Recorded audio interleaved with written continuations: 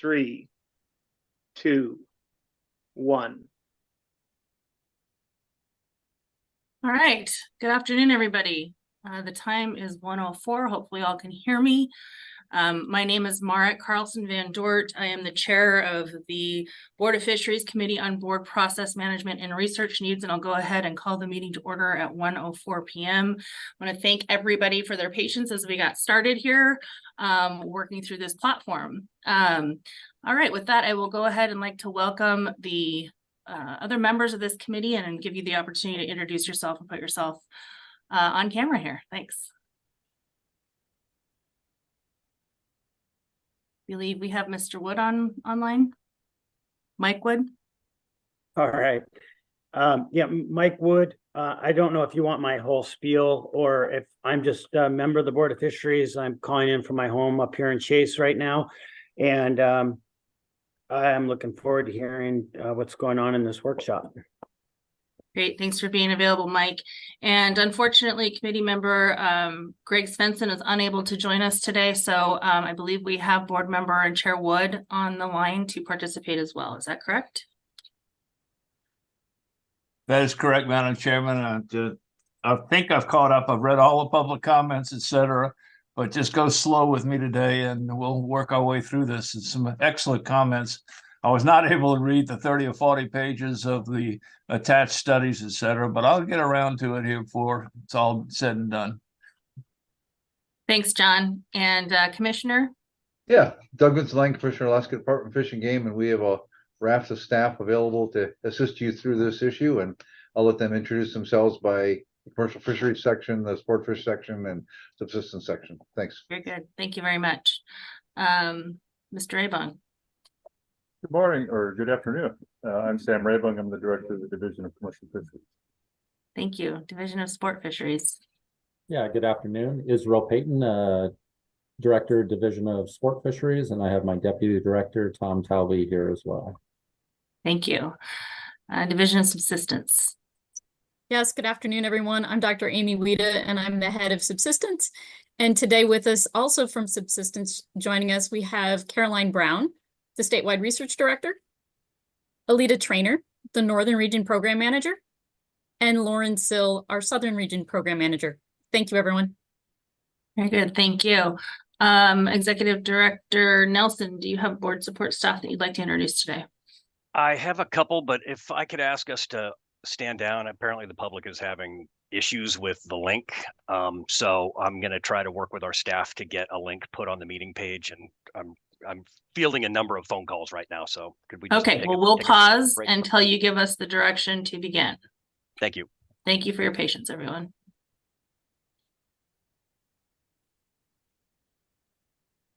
Until you give us the direction. I was wondering, I was seeing 0 attendees and I'm like, nobody.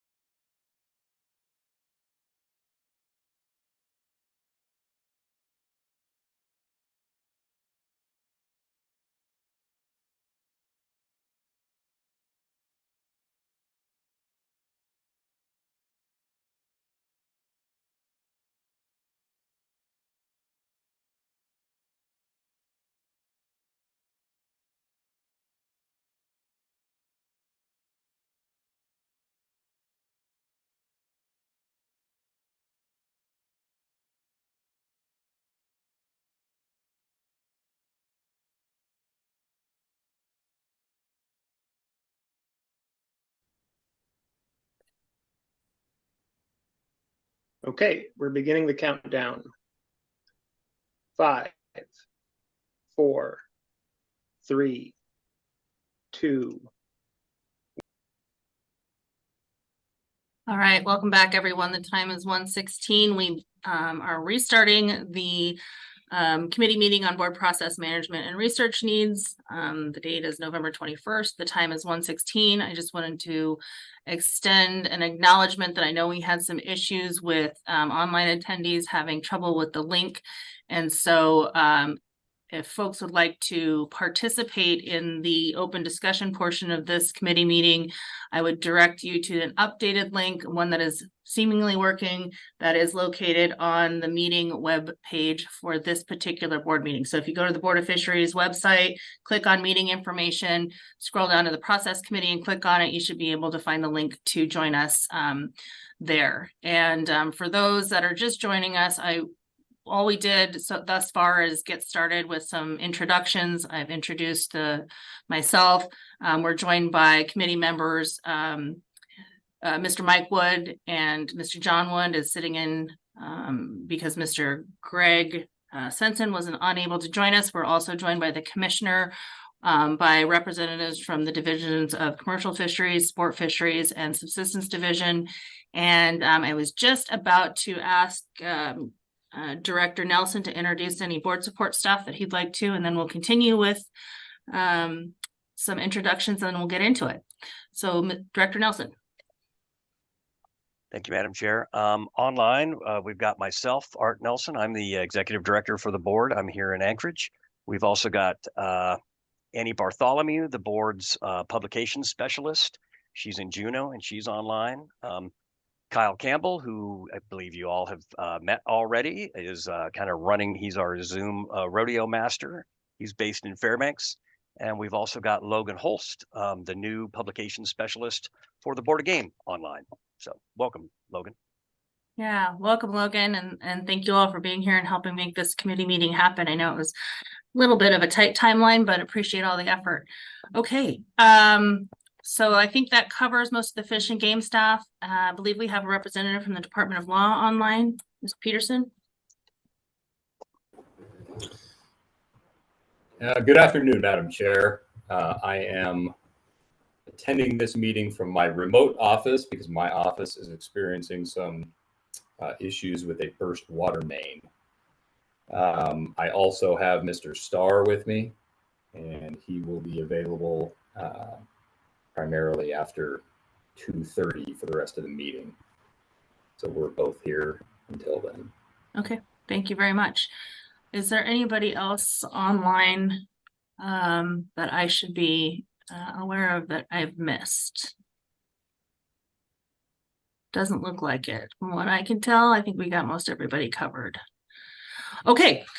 Well, let's go ahead and jump into the agenda. So the agenda was posted a few days ago, and in trying to wrap my head around this issue, I tried to lay out a few bullets for folks to consider and to help guide our discussions. So the impetus, and I'll turn it over also to Mr. Wood, John Wood, to say a few words on this, but this board is tasked with making complex conservation and allocative decisions that often have very significant impacts on the fishery resources and also the public. And in making the decisions, the board considers the best available information. And it has been my observation, and it's also delineated in the document, which I've had an opportunity to read, and that was submitted by a couple of different folks in the public comments, the local knowledge, traditional knowledge, and subsistence information protocol document that is, I believe, was published in September or October of this year, that there is a recognition that scientific information that's imparted in these decision-making processes can be very narrow and highly specific, both ecologically and temporally, particularly as it relates to increasing rate of significant ecological changes in Alaska.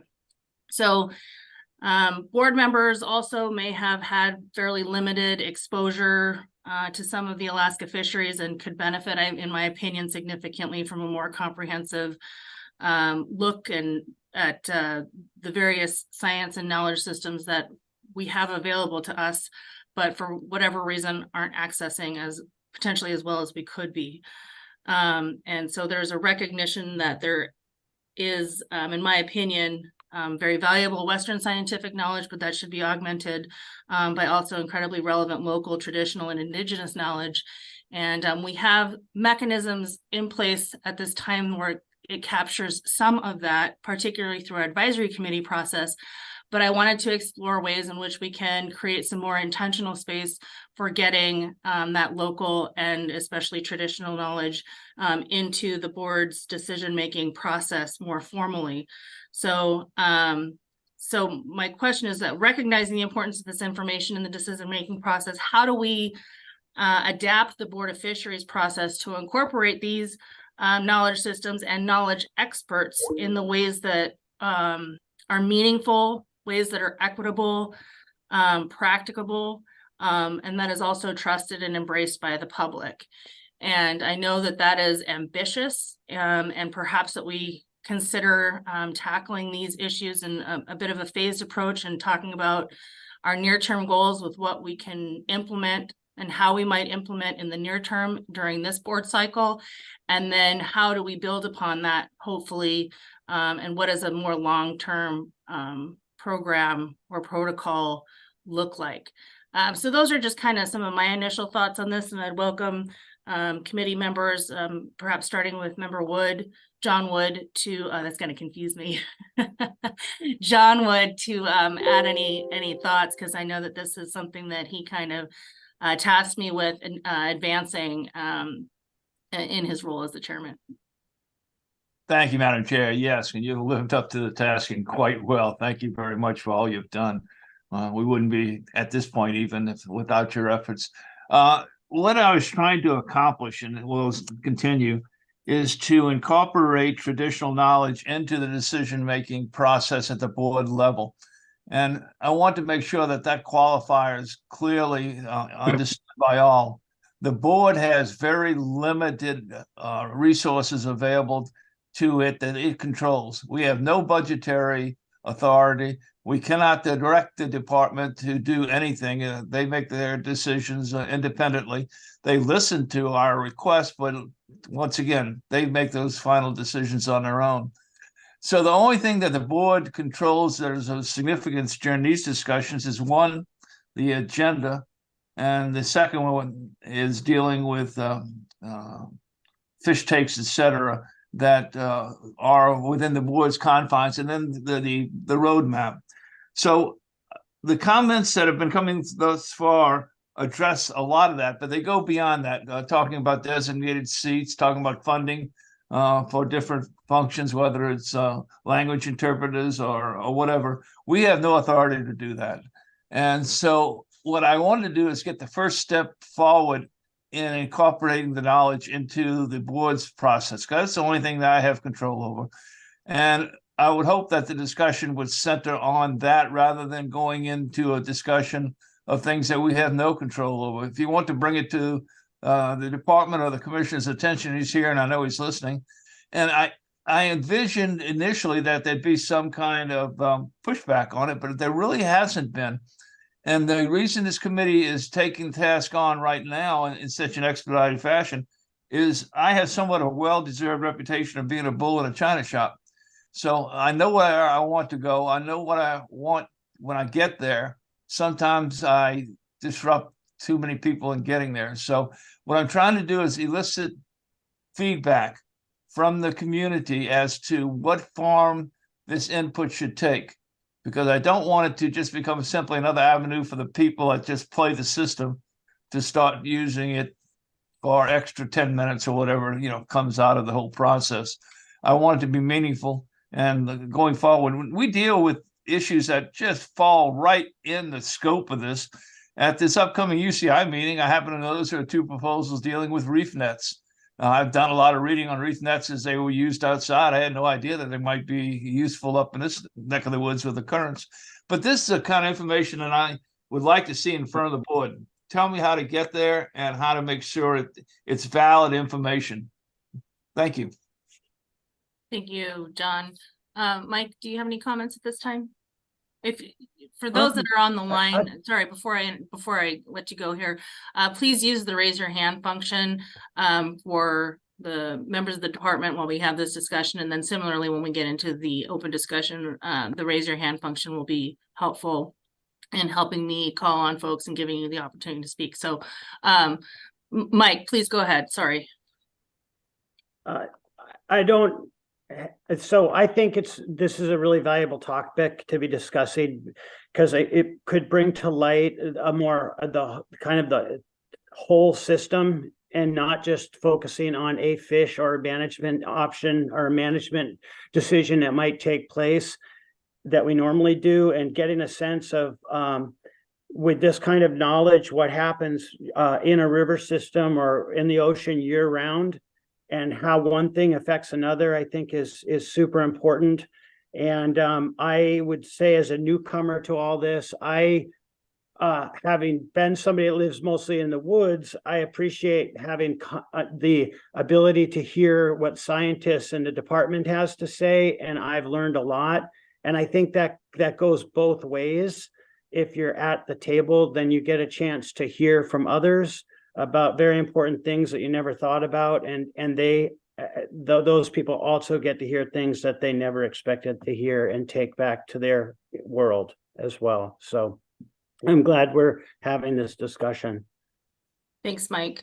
And so as we progress into the meeting, I just again I want to draw folks' attention to the agenda and some bullet points that I just kind of sketched out to help outline the discussion today, so that we can hopefully make some progress.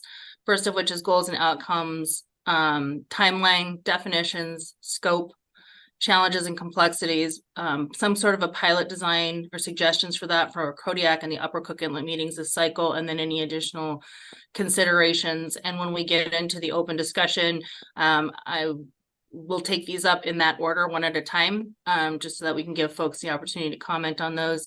And I have, lots of thoughts in those, with all of those. But before we get into that discussion, I would like to invite the Division of Subsistence to give a presentation to help sort of provide some context and shore up the discussion. I requested this presentation to be shared with the committee and members of the public, and I was hoping what part of or some of the presentation would include is other spaces, decision-making spaces, like the council, I don't know, perhaps the Federal Subsistence Board, other examples where these types of considerations where local and traditional knowledge is incorporated into the decision-making process and how it's done. I know that it's not, the board will have to tailor a process for itself since we are different than everybody else. But I did want to get a handle on, how other decision-making bodies are trying to incorporate this information into their decision-making. So with that, I'll turn it over to Subsistence. I'm assuming you're going to share a presentation online here. Yes, thank you, Madam Chair. My name is Caroline. Did somebody just say something? I said thanks. Okay. Go ahead. Oh, sorry. For the record, I'm Caroline Brown. I'm the research director for Subsistence, and I'm here in Fairbanks. I am going to try to share my screen and let me know when you can see it. We're good. Okay, great. So let's see. Okay, so again, my name is Caroline Brown for the record. I'm the research director for Subsistence. And today we're just going to present a few slides here looking at incorporating ways of knowing into the board process. Let's see. And did it advance? No. There we go. Okay. So this presentation will cover 5 topics. First, I will talk about definitions of traditional knowledge, TEK, local knowledge, indigenous knowledge, other terms. Second, I will dive into the concept of knowledge systems, why they matter, and how different knowledge systems coexist. Then I will talk a bit about how traditional knowledge can and should inform policymakers. Next, I will try to share some current examples of other spaces that are actively working to incorporate traditional knowledge.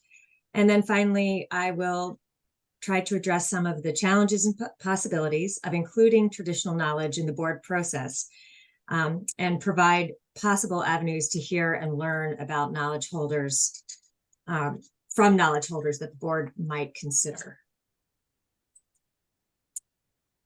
So often there is confusion or a lack of clarity around the terms TEK, traditional ecological knowledge, IK for indigenous knowledge, TK, traditional knowledge, and local knowledge, LK, or other like terms, as these are sometimes used interchangeably. These terms do not necessarily have single agreed upon definitions. They are also not always considered interchangeable due to important differences, but they do share some themes in common. Defining terms can be difficult, but we wanted to spend a little time up front talking about these terms since it's a critical first step when trying to identify institutional changes necessary for bringing these forms of knowledge more fully into decision-making processes. For the purposes of this presentation, I'm going to primarily talk about traditional knowledge and local knowledge. There are multiple published definitions of traditional knowledge, but most include certain common elements. We use traditional knowledge here to reference knowledge or a way of knowing that is unique to a given culture or society, and often through language encompasses a worldview that defines specific relationships between humans and non-human attributes of the world. It's deeply rooted in history, but is also changeable and adaptive. It derives from both personal experience and the cumulative experiences of one's forebears. As a leading contemporary anthropologist, Agarwal notes, traditional knowledge is different from that which comes from universities or research institutions. And such knowledge is passed down from generation to generation, often through oral history, and as such is characterized by a long time scale. It is usually local in scale and often provides a counterpoint to more broad-based scientifically produced knowledge, and as a result is extremely valuable and critically important to incorporate into decision-making and to evaluate alongside other forms of knowledge. You may also hear terms such as TEK or indigenous knowledge or others commonly used throughout the literature. But again, here we're using traditional knowledge because the knowledge that is relevant to the boards typically goes beyond that which is directly related to ecological aspects of the natural world and includes values associated with the entire worldview from which humans are not separated. For example, this could include the role of reciprocity, both to the natural world and to one's community. Indigenous knowledge is often considered an umbrella term that encompasses traditional knowledge, and traditional knowledge holders are considered experts by their peers and often constitute a smaller group. However, knowledge bearers themselves may either use these terms or choose to use others to describe their own knowledge, and it is appropriate to recognize the language that they use. Next, I want to speak to local knowledge. Local knowledge is developed through the observations and experiences of people living, working, harvesting, and processing in a specific place. Local knowledge holders may or may not be indigenous. Local knowledge can evolve over time, but is inherently the product of knowledge formed based on personal and shared experiences. There are several primary differences between traditional knowledge and local knowledge. First, traditional knowledge is not only grounded by place, but also by culture, and is refined and passed down through generations. As a result, the timescale, as we mentioned before, is typically much longer than that of local knowledge. Traditional knowledge holders are most often indigenous in Alaska, and local knowledge is grounded in place, but the timescale for which it is developed is often much shorter. Personal observation and experiences can be extremely valuable and informative, but they are not necessarily contextualized within an historical or cultural context. and local knowledge can be held by either Indigenous or non-Indigenous individuals. So on the last slide, we covered some of the different types of knowledge that can be held by different groups of people. These are known as knowledge systems or ways of knowing. All knowledge systems are basically ways to understand the world we live in, and as such, inquiries about the world or research are shaped by the various underlying philosophical ideas and assumptions of a given knowledge system. As I continue, keep in mind that different ways of knowing are not necessarily fully discrete.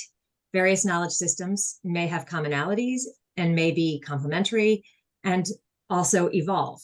Talking about them as individual compartmentalized systems for the sake of clarity or convenience often makes them seem as though they are or should be considered in isolation from one another. The Western science knowledge system is derived by or is driven by a paradigm of values or concepts that place humans separate from and usually above the natural world. Their inquiries are characterized by the scientific method, where knowledge is often produced through empirical observation and controlled experimentation. There's predictability to certain aspects of this paradigm that allow for the application of findings from one place to another. And these methods have resulted in significant advances in knowledge. But what we refer to as traditional knowledge is often described by its bearers as founded in a different set of values than those of the Western paradigm. For example, values of reciprocity, relationality, and responsibility, where empirical observation is still critical, but in ways that focus on and teach appropriate human action as an integral part of the natural world. For example, beliefs about reciprocal relationships of care between humans and fish teach appropriate behavior around concepts of fish returns and conservation, while also dictating appropriate uses of harvest, which are all considered part of traditional management, but can be, and sometimes are discredited as non-empirical by other knowledge systems that don't recognize these relationships in the same way. Although multiple ways of knowing or knowledge paradigms have always existed, some ways have been elevated or privileged above others throughout history. There is increasing interest in and motivation in science and policy to be more inclusive of the lessons from multiple knowledge systems in a rapidly changing world. In terms of knowledge paradigms, traditional knowledge and Western science can be quite different. As a result, they are often characterized as dichotomous in ways that create a sense of other and inappropriately assign value to two equally relevant but sometimes different ways of knowing and experiencing the natural world. Another contemporary anthropologist, Henry Huntington, who's done a lot of work on traditional knowledge of marine mammals in the Arctic, concluded that TEK should be promoted on its merits, scrutinized as other information is scrutinized, and applied in those instances where it makes a difference in the quality of research, the effectiveness of management, and the involvement of resource users in decisions that affect them. Sometimes results from biological study, for example, differ from the understandings of traditional knowledge holders. These differences are often pointed to as justification that Western science cannot coexist with traditional knowledge. And traditional knowledge bearers hold accumulated knowledge over a time period that far exceeds a typical scientific study period. Also, the spatial scale that traditional knowledge holders utilize often differs from a targeted area in a scientific study. These discrepancies are commonly encountered during interdisciplinary projects, and consequently, it can be easy for some to conclude that results of traditional knowledge and Western science are incompatible. But we should be cautious against this conclusion. Instead, while consistent results may increase confidence, inconsistent results may point the way to new insights or promising new research. Exploring where traditional knowledge and Western science converge and diverge and questioning those similarities and differences is a more robust approach to evaluating the best available data and knowledge on any given topic because it incorporates more information, including an historical context and a long time scale of observation, which results in a more informed science. As you all know, subsistence resources are critically important for the economies and cultures of many families and communities throughout Alaska. Subsistence uses of wild resources exist alongside other important uses of fish and game in Alaska and are especially important for most rural families who depend on subsistence hunting and fishing as sources of nutrition and cultural practices.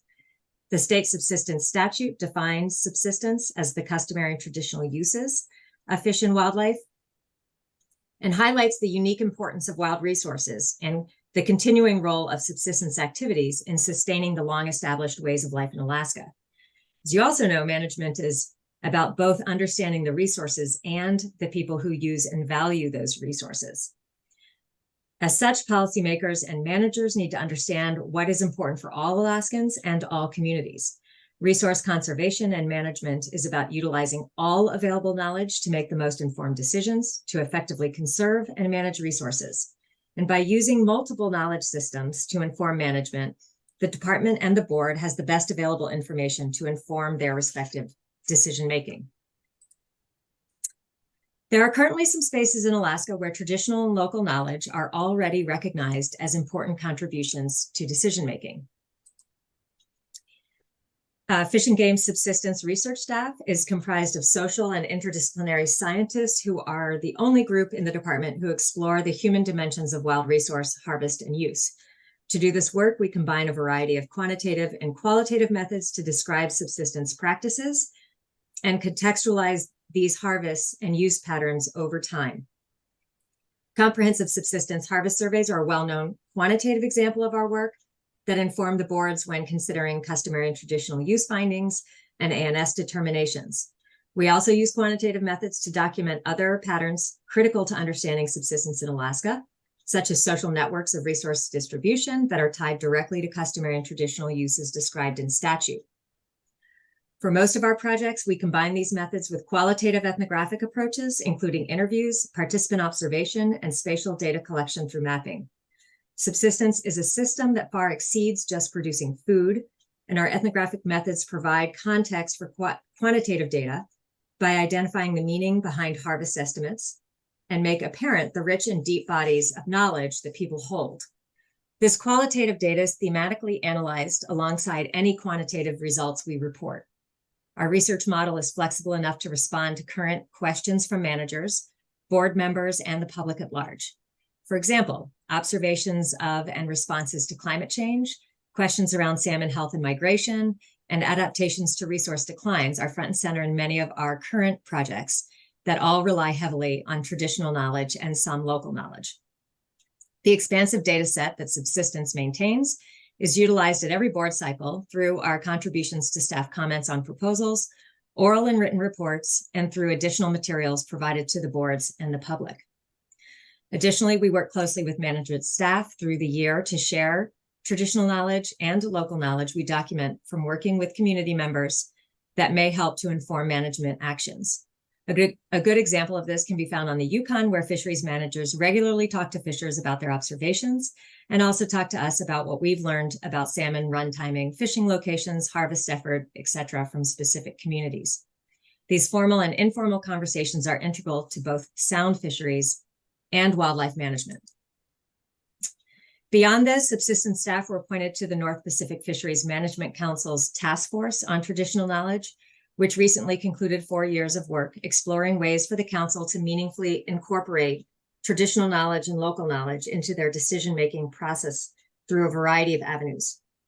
They recently adopted a protocol, which you mentioned earlier, for this work. And in the next slide, I will talk about some of their suggestions, as well as other examples for incorporating traditional knowledge and local knowledge.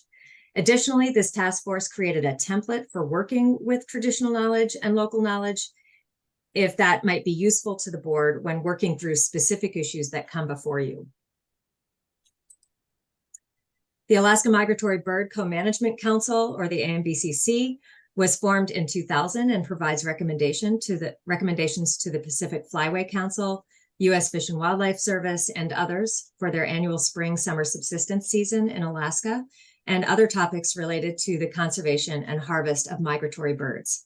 A Native caucus includes Alaska Native representatives from each of the 10 subsistence regions in Alaska to advise the council.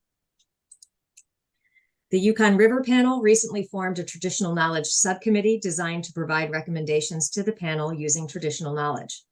This committee is just starting, but it's partially based on efforts to improve the ability of the technical group or the Joint Technical Committee that advises the panel to understand traditional knowledge and for evaluating projects for funding that include elements of traditional knowledge. Efforts like this demonstrate the significant interest in a better understanding of different knowledge systems throughout the spaces of research and management of salmon.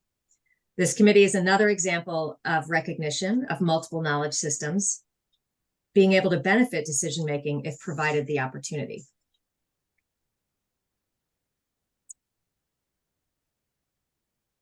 Because the Board of Fisheries maintains transparent and accessible processes for public participation, anyone can submit a proposal and anyone can testify. Traditional knowledge holders do write proposals and they do also testify. Traditional knowledge holders, or although opportunities to access the board is equal across stakeholders, they do not always experience that access equitably. Traditional knowledge holders describe experiencing this lack of equity through a variety of ways, including the inability of many ACs to get together in person more than once or twice a year, the cost of travel and weather delays that can prevent people from attending in person, cross-cultural communication barriers that disproportionately impact traditional knowledge holders who might wish to communicate their values in their native language or in ways that are difficult to reconcile within a 3-minute testimony limit. Research involving human dimensions has long been subject to rigorous ethical protections, usually involving informed consent, knowledge protection, and research relevance to affected communities. It may be relevant for the board to consider similar issues that researchers address when working with people and communities. Whether such modifications are allowable under the public process, and if so, how to implement them.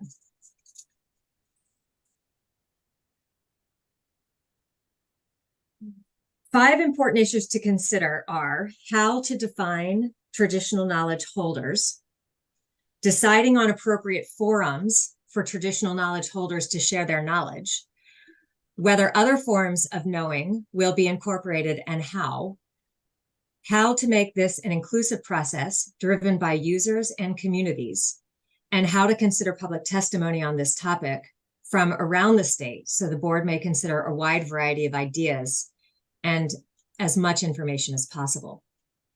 Some important questions revolving around options the board might consider include whether to employ a nomination process that would ultimately result in the board selecting from a pool of nominations, or consider a process through which communities vet their own representatives, similar to the AC process.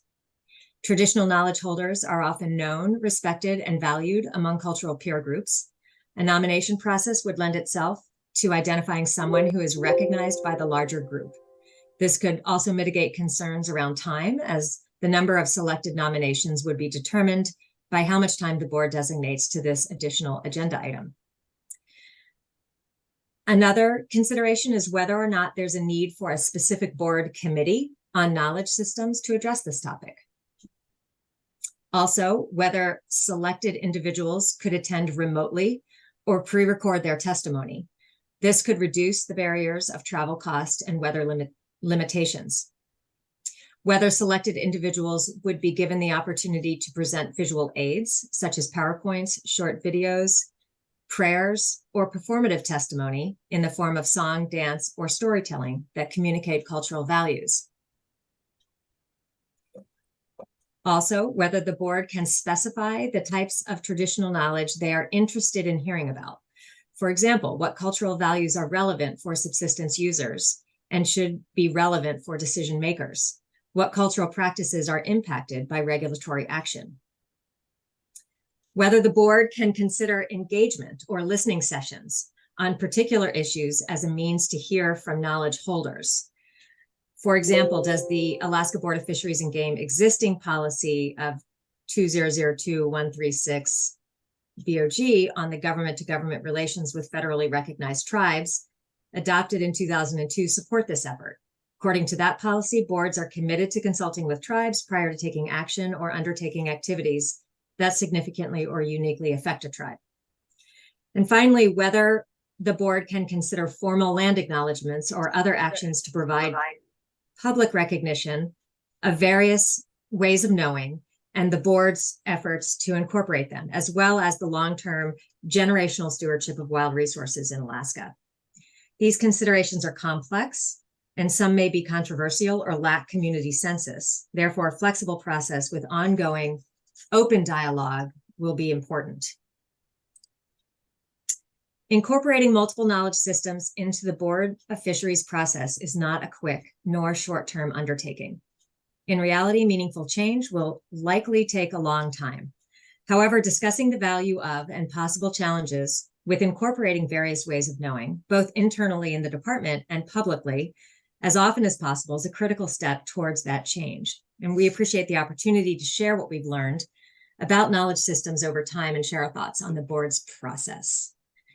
That concludes my presentation. Thank you, Caroline.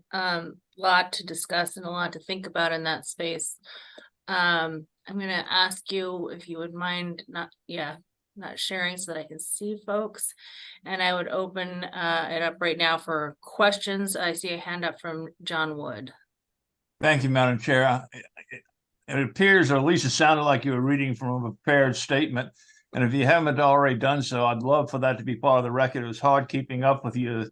It's a wealth of information you presented. And I'd like some time just to sit down at my leisure and go through it piece by piece. So if that's available, I'd appreciate it. In the meantime, if you would go to the very first slide you put up and put it on the screen, I would appreciate it. Let me see if I can get there again.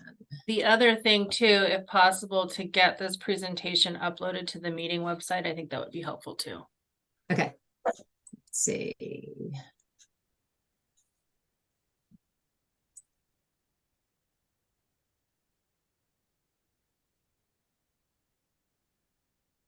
Let's see. First slide. Okay.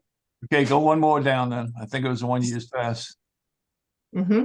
Yeah, there it is. Your third item down, when you were orally presenting this, you changed the language. Instead of how traditional knowledge can inform policymakers, you use the word should. Big difference in the I think I said can and should, yes. Okay, so when you say should, this is something that the agencies or policymakers really should be considering and should be part and parcel of what's presented to them. Is that what you're saying? Through the chair, Member Wood, I think the point I was trying to make is that I think we're seeing in multiple arenas that different knowledge systems, traditional knowledge specifically that we're talking about today, especially in Alaska, and especially in the realm of subsistence and management, really has a lot to add to the field of knowledge for decision makers to consider. And so I mean, that's why we're all here today to talk about that. But the general point is that there are these very rich bodies of knowledge, some of which you hear about at your meetings or in talking to others, that are available as part of the best information available for decision making by policymakers and regulators. And then in closing, Madam Chair, and then I'll sit down and shut up. You're right. Yeah, right. You know better than that, don't you? There are 5 public comments. Each one of them has different suggestions as to what could be done to implement what we're trying to accomplish. Are you going to be sticking around and be able to give us some feedback on that from your perspective? During this meeting, I will be here for the whole meeting and I'm always available. Thank you. All right. Any other questions, thoughts? Thanks, Caroline. If you'll go to your second to last slide, so the other end of your presentation. So it's funny, you brought up a lot of, we haven't had a chance to discuss this too much, but a lot of things that I'm thinking about in terms of the implementation, right? So, so the considerations for new possibilities, I really appreciated you talking through some of these, and these are some things that I would really like to invite the public to provide some feedback on and what would be meaningful, and you know, ways that the board can incorporate this information. You mentioned that there is a wealth of knowledge available and that we do have these mechanisms for sharing this or having this information shared with the board through the AC process is one, through public testimony, all that. Although I want to fully acknowledge that 3 minutes is very difficult to communicate anything to us in, although we're, sort of hamstrung by time and budget, frankly, in terms of how we take public testimony. We have a committee of the whole process, and also we have the RC and the on-time public comments, and which can be quite voluminous. So I'm looking for a way to sort of tease out some of this information, elevate it to some extent to get the board's attention to it. So I think that it's very interesting that you brought forth perhaps committee process, more committee work, more active committee work by this board on this topic outside of this committee specifically, but other ways that we can look at as a board to incorporate getting at this knowledge, because sometimes it's lost in the thousands of pages that we are presented with at any given meeting. At least that's been my experience. So again, to some of these ways, mechanisms for implementation, that's something that I would really, really appreciate some feedback on how we craft this.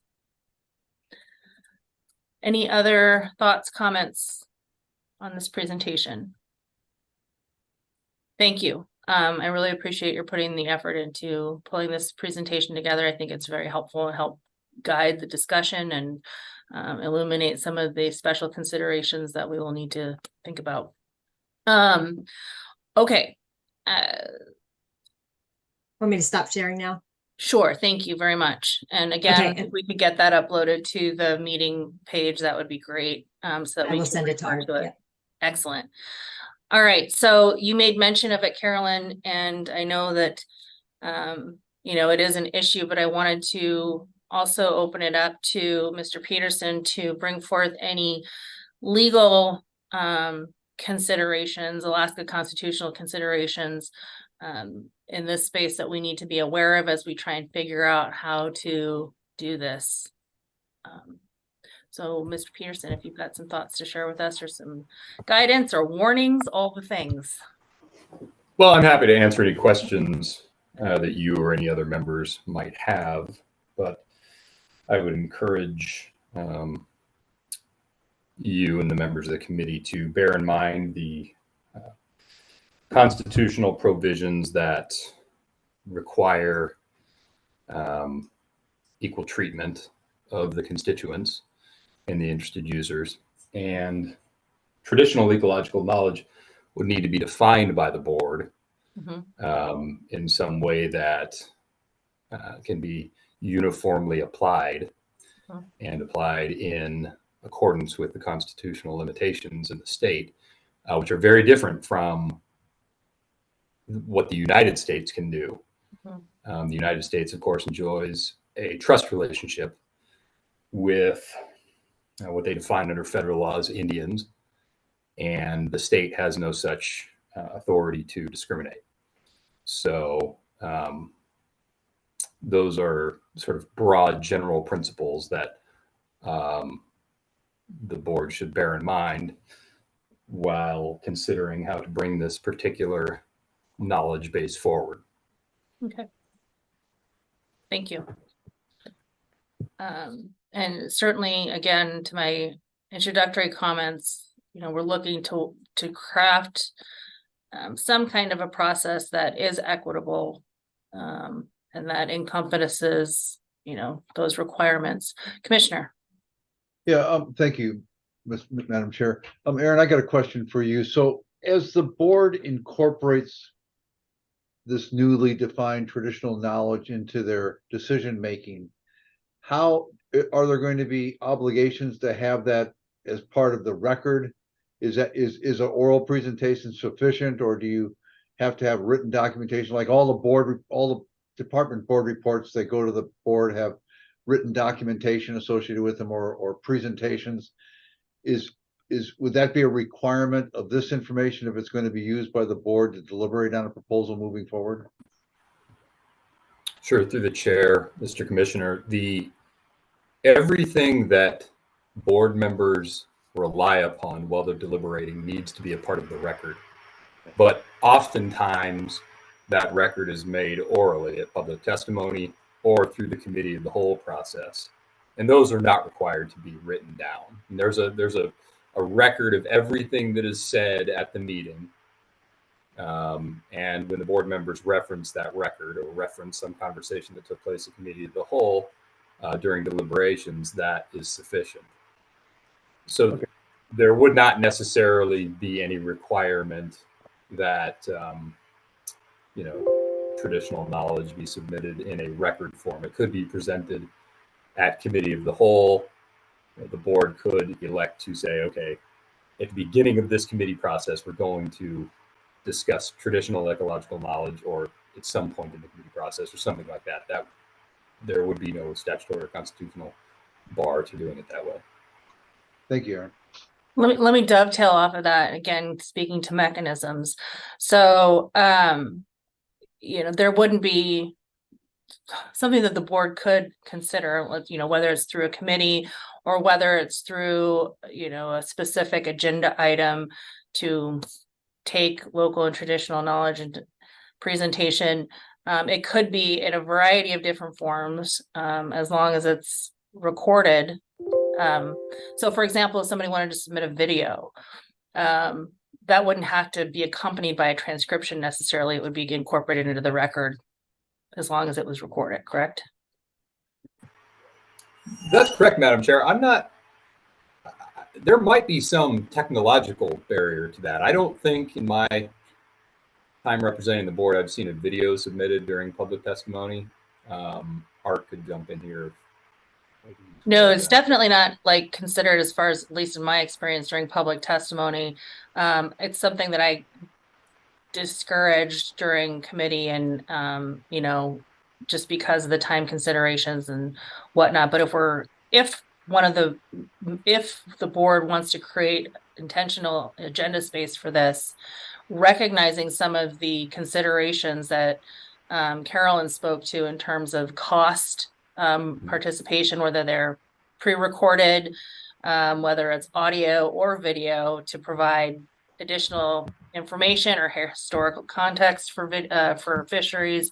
I'm just trying to think of ways that meets the requirements of the record, or if there are technological challenges that we should be considering, or perhaps it's moot. I don't know, but I just wanted to get your thoughts on that if possible. Yeah, I think, in whatever format the board decides to take any particular testimony, those are procedural. Any barrier would be procedural and not insurmountable. Right. Remote testimony was one thing that was considered. And actually that came up at a recent, I think it was at the work session, where that was discussed again, whether to allow remote testimony, just for the reasons that were discussed here also. And, certainly we've had meetings during the COVID era that were done remotely and had remote testimony. So there's no prohibition on that. It's just at the will of the board. Thank you. Other committee member discussion? Okay. All right, well, let's go ahead and keep moving along here. Perhaps what we can do is get into, I was thinking about taking a brief break, but let's go ahead and get into the discussion. So at this time, I kind of would like to open the discussion up for members of the public, department, committee members to kind of weigh in on some of these issues. And I'd like to start with the first bullet, which is goals and outcomes. And as I mentioned, I think that there's a couple of different tracks here. One is near term and one is longer term. And in the interest of time and the initiative that we have with this particular chair and this board, I want to think about ways that we can implement some kind of a pilot that is within the bounds of the law, of course, that we can sort of test some of these mechanisms out, perhaps in the next couple of regularly scheduled board meetings. We have Lower Cook Inlet coming up here next week. So it would really be for Kodiak and potentially Upper Cook Inlet, where we could have this noticed properly to make sure that the public knew of this option should it exist. So, and then in terms of goals for a longer term picture, how do we evolve this process over time to get to something hopefully that that is workable? So Mr. Commissioner. Yeah, I think we have to, I think I heard both from Aaron and from Caroline, the need to define traditional knowledge. Because if we're going to put a public notice out requesting this information to the board, that's in a legally defensible manner, that's consistent with the Constitution, I think the board needs to take some time, at least in this meeting, to discuss what they consider to be traditional knowledge, so that when the call goes out, people will understand who's eligible to give testimony during that portion of the board meeting and what they're supposed to give testimony on. Thank you. That's bullet number 3. But yeah, I think that would be a good first discussion myself to get to that, because then I think it'll help you define the process moving forward. Okay. A little better understanding of scope and content. So Okay. Well, what I will speak to then is, again, goals and outcomes, and then timeline, and then we can get right into those definitions. And the goals, as I see them, and I'll open it up for committee, is 1, near and long term. How do we incorporate this into it? And then I spoke a little bit to the timeline with the consideration for this meeting cycle. Mr. Wood. Thank you. I'm not sure which bullet it comes under, but to respond to the commissioner's suggestion, I take it to heart. When I first initiated this idea, I gave a definition for the term when I sent it forward when initial discussions. Unfortunately, I don't have it right here in front of me right now, but I'll certainly get that to legal as well as the commissioner, because I anticipated the discussion that was taking place under Aaron's directions as to what needs to be done and what side boards need to be involved. And I think I incorporated a definition that does just that. But once again, I don't have it here right in front of me.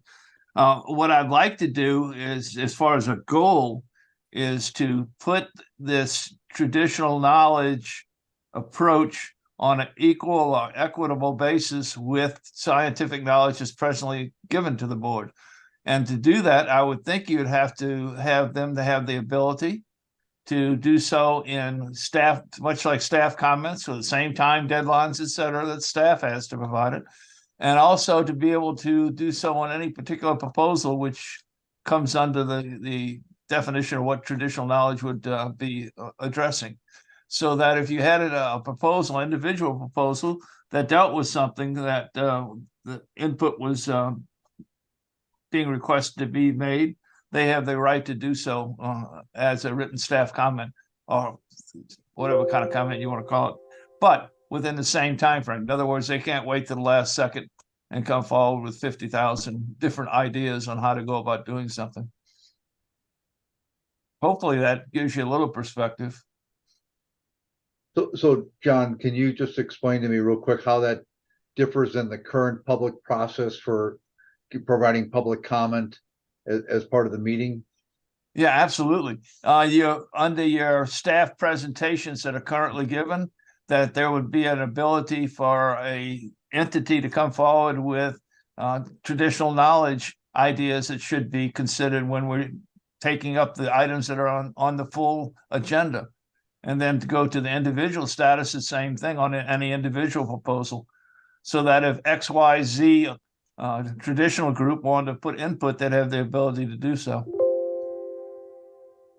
Let me dovetail on that a little bit. So, you know, I think that makes good sense. How I see that differing from the normal practice is that, you know, if we were to create this agenda, as the chairman is describing, this agenda item for these entities to participate in and have additional, you know, basically opportunity, it would have to be, in my opinion, a space that is communicating information, not position necessarily. And trying to make that distinction. Otherwise, I think you do run into an equity problem where you have an entity potentially having 30 minutes or however long the chair designates for this type of a, presentation to the board. If they're pushing a specific agenda item and then everybody else has 3 minutes or, however that works. There's a little bit of wiggle room in that with the committee process since we don't put people on a timeline there. But this is, is what I hear him describing, at least potentially, is I think that we would have to consider that very carefully. I would see it as being an opportunity to provide some very valuable historical context, any independent science that's being done by organizations or individuals, observations, that type of information, I think would be kind of in the near term part of what we try to capture initially. So if I could, just as this dialogue proceeds, I'm just thinking about something like the Copper River dip net fishery. Would that be limited to a group of people that have traditionally dip net, or would that be also available in this opportunity to discuss the Chittenden Dip Net Association to come forward with their traditional knowledge on how that fishery participated? I'm just trying to think about public comment versus this opportunity versus the staff report.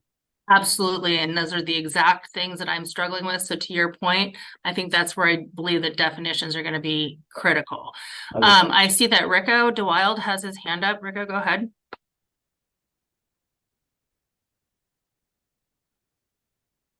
Can you hear me? I can. Thank you.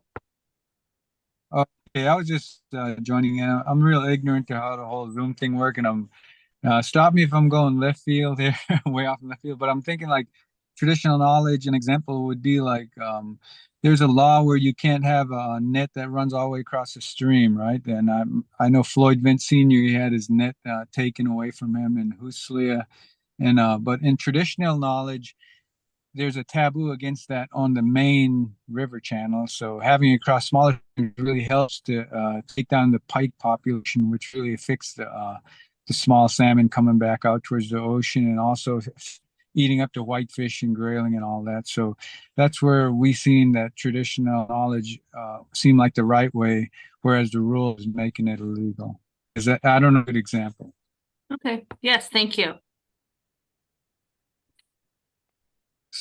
So basically, you could go across the streams all the way across with your nets. So you're trying to get the pike and stuff in these smaller streams. So you should be allowed to on all these smaller channels where there's no boats or anything, but not on the main river. The main river, there's like a traditional taboo against that, doing that on the main river. So Rico, how, given the context of the discussion thus far, how do you see a good way to incorporate that information into the board's decision-making process outside of the current processes of public testimony, public comment, and committee of the whole? So you broke up right at the end. So I'm just trying to get at how do you think that would be a meaningful way to incorporate some of that outside or in addition to the board's existing process for getting that kind of information in front of the board?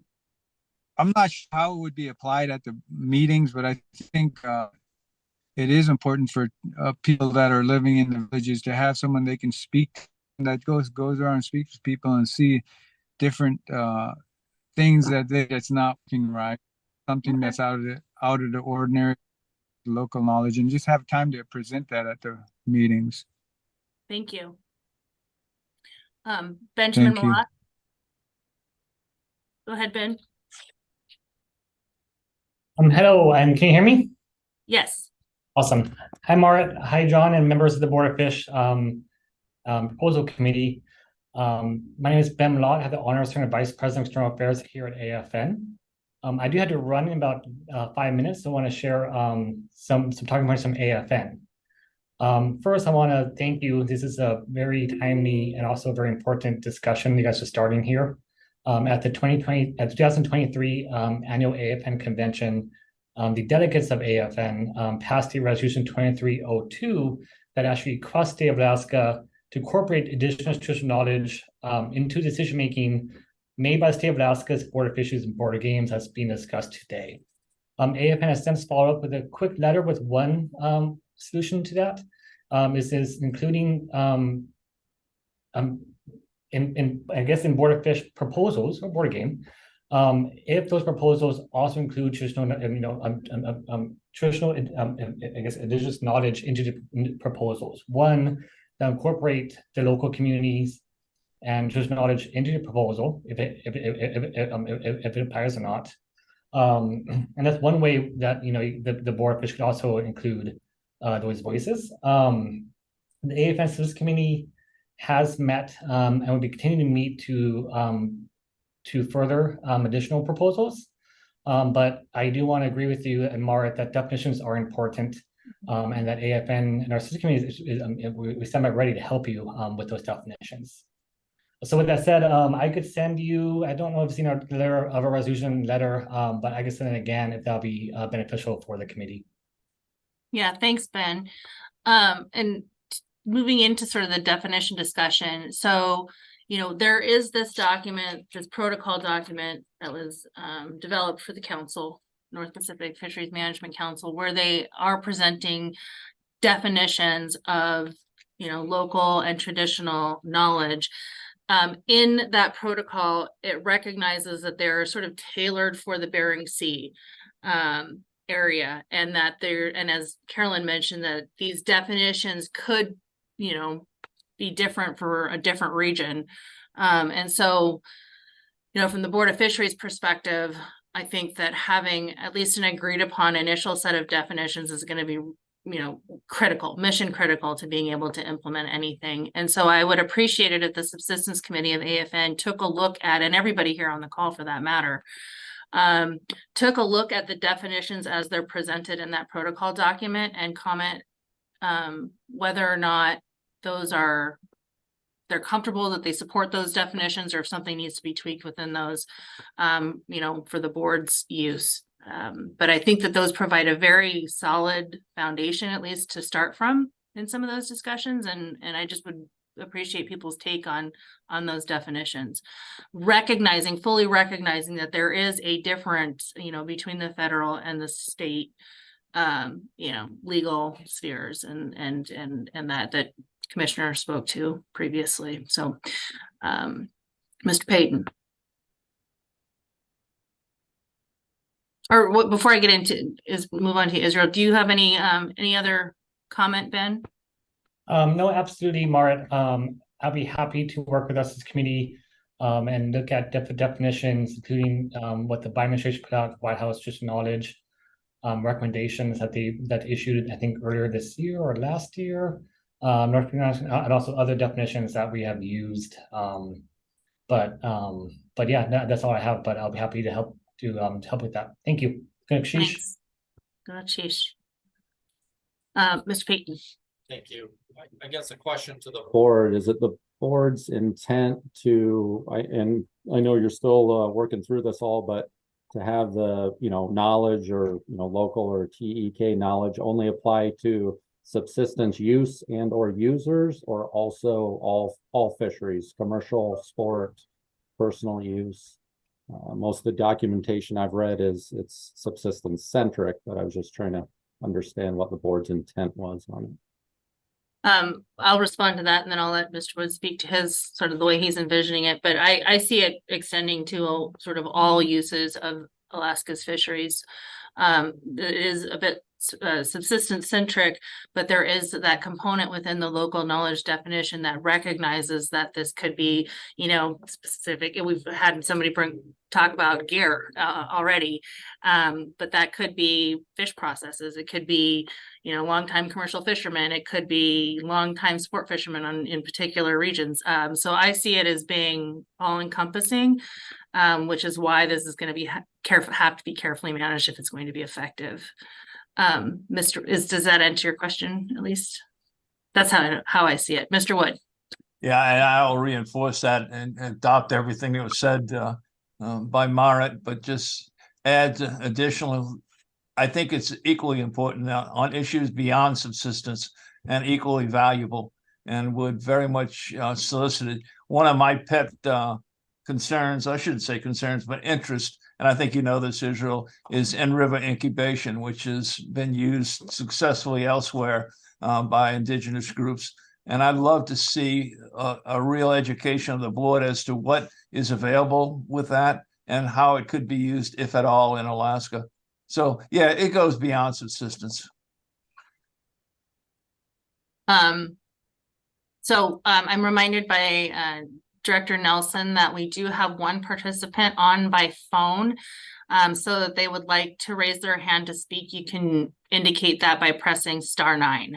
So if that caller wants to weigh in, press *9 and we'll unmute you so that you can participate.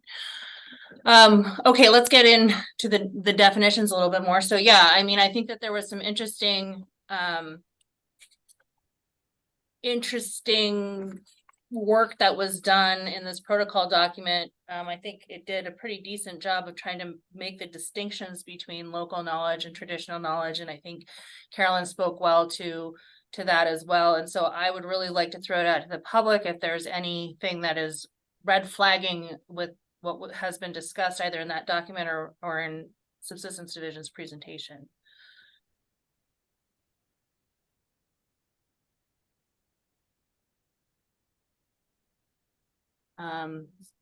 If folks are interested in providing feedback that, yeah, that's a great place to start, not a great place to start, again, recognizing the federal and state legal distinction, I would open that up right now.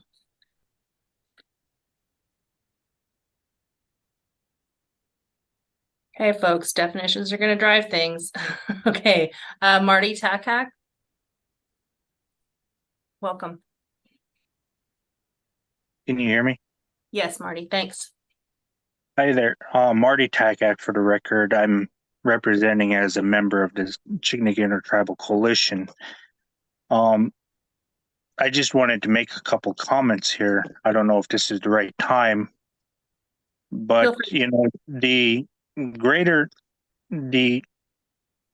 TEK, the traditional ecological knowledge, I think, you know, it would be a greater information coming from the locals who know the traditions instead of hired guns who don't regularly participate in the traditions that we participate in on a regular basis.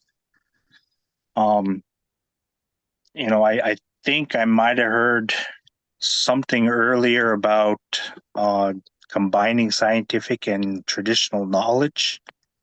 If I'm wrong, I might have misheard that, but you know, when I heard portions of that, it did not sit right with me because it seems like we were already doing that. Does that make any sense? Yeah, I think so. I'm not quite sure I heard the same thing that you did, but I appreciate where you're coming from. You do bring up an interesting point, though, that I think is worth talking about, and that's the role of consultants. And as we think about how we are carving out this space, if it is space on the agenda, you know, I'm envisioning local and traditional knowledge experts would be, you know, the ones participating at least initially, perhaps. And there are a lot of organizations that hire professional consultants to guide them through the board process. And I think that that's something that we need to be very cognizant about, and that from, at least from my perspective, I would like to hear from those folks that are local. You know, there's nothing that would prohibit a consultant from helping to, you know, craft the presentation or whatever, the information that's being shared. But I'm personally, I would be a little put off by listening to a consultant participate in that space. So I do think that that's something that is worth sort of considering also. Is that what you're getting at a little bit, Marty? Yeah, I am. It is. You know, I've come from, you know, I come from a place where I'm told stories and taught traditions and told different stuff. And then when there's a hired gun, I don't want to go down this road, but when a hired gun comes in and starts saying stuff, it's like, on a scientific side is what I'm getting at. Okay. Okay. So I greatly appreciate the opportunity to speak. I would like to see this traditional stuff be put into the board process. Thank you, Marty. Thank you. Jim Simon. Can you hear me? Loud and clear.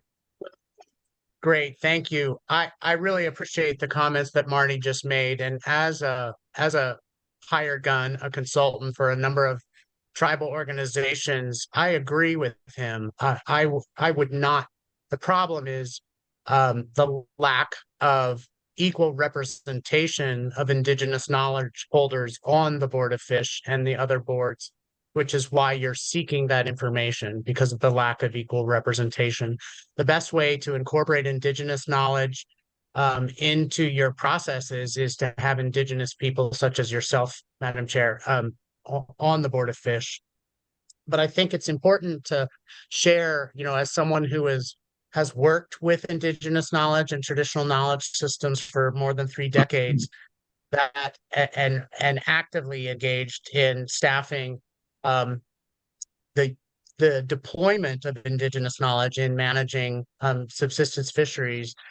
It continues to amaze me at how a scientist trained such as myself can continue to not be able to predict when important, significant Indigenous knowledge comes to bear on a particular management, research, or regulatory issue. And I think that, again, is why I continue to focus on having Indigenous people in these spaces being able to represent that knowledge. I recognize, in the colonial constitution where we're faced with it here in Alaska, getting tribal recognition and tribal voices to these spaces is challenging. But I think it's important for you all to consider in your discussions of definition that, as a former Fish and Game employee and active member of the public participating in these regulatory systems, I have seen members of the public pound their fists at the testimony table, demanding their customary and traditional Viking rights to hunting and fishing at the Board of Game. I have heard the at-sea processors trawling representative talk about their traditional knowledge that they want to bring to the North Pacific Fisheries Management Council. So in whatever definition you choose to develop, I hope that it's informed by the academic definitions that Caroline and others at Subsistence can help you with, but that it also just doesn't serve to continue to whitewash the Indigenous knowledge that is really, I believe, lacking from your processes at this point in time. Thanks so much. Thank you, Jim. Any questions for Jim? Dr. Witta. Thank you, Madam Chair. I don't have a question for Jim specifically, but I was wondering if it might be helpful for the folks that are here to do a recap of your request for the presentation and the role of the Division of Subsistence in this process, because I was thinking maybe that might be where some of the confusion is coming from. Okay, what do you see as the confusion? Well, perhaps there isn't, but just that Caroline is the statewide research director for the Division of Subsistence within Fish and Game, and is not being hired by an outside entity in any way to give this presentation today. I didn't know if there was any confusion in that regard. I don't believe so. I think it was in the context of how this would be presented at a regulatory board meeting. Great. Okay. Thank you so much. Thank you. Courtney Carruthers. Good afternoon. Can you hear me? Yes. Thank you, everyone. Yeah, thank you so much for this opportunity to speak publicly. I'm a professor of fisheries, and I've been engaged in some of this work on traditional and indigenous knowledge for about 20 years, and we did submit some written comments. Just on the question of definitions, one of the things that I thought was really important coming out of the White House guidance on the inclusion of indigenous knowledge for the federal agencies is the recognition that indigenous knowledge or traditional knowledge is recognized as best available science. And that's really important. It's time tested and proven, and that may or may not be the case for local knowledge. So I think it's really important to, keep a separation there, that indigenous and traditional knowledge is best available science. It does validated with Western approaches. It's sort of already proven itself given the long usage of it. And then I also was a bit confused on the discussion around the sort of legal limitations at the state level. I was looking as well at the Alaska Department of Fish and Game, Board of Fisheries and Game, government-to-government relations policy from 2002, where the state recognizes federally recognized tribes of Alaska with that same government-to-government relationship. And that might be one possibility to think about for soliciting traditional and indigenous knowledge from tribal governments as a possibility to make that a sort of political relationship, not any sort of race-based relationship that would be discriminatory, but more along the lines of political recognition of those tribal governments with their long, 10,000 plus year knowledge systems that can help with the fisheries of the state management. So those were just a couple of points, and I'm also in a class, so I probably have to sign off, but if there's any questions on any of our comments, I submitted comments with Janessa Esquible, who's also a indigenous scholar studying these knowledge systems and has really based her PhD research on this topic. And so she would be an amazing scholar to consult as well on this topic. Thank you, Courtney. Appreciate your comments.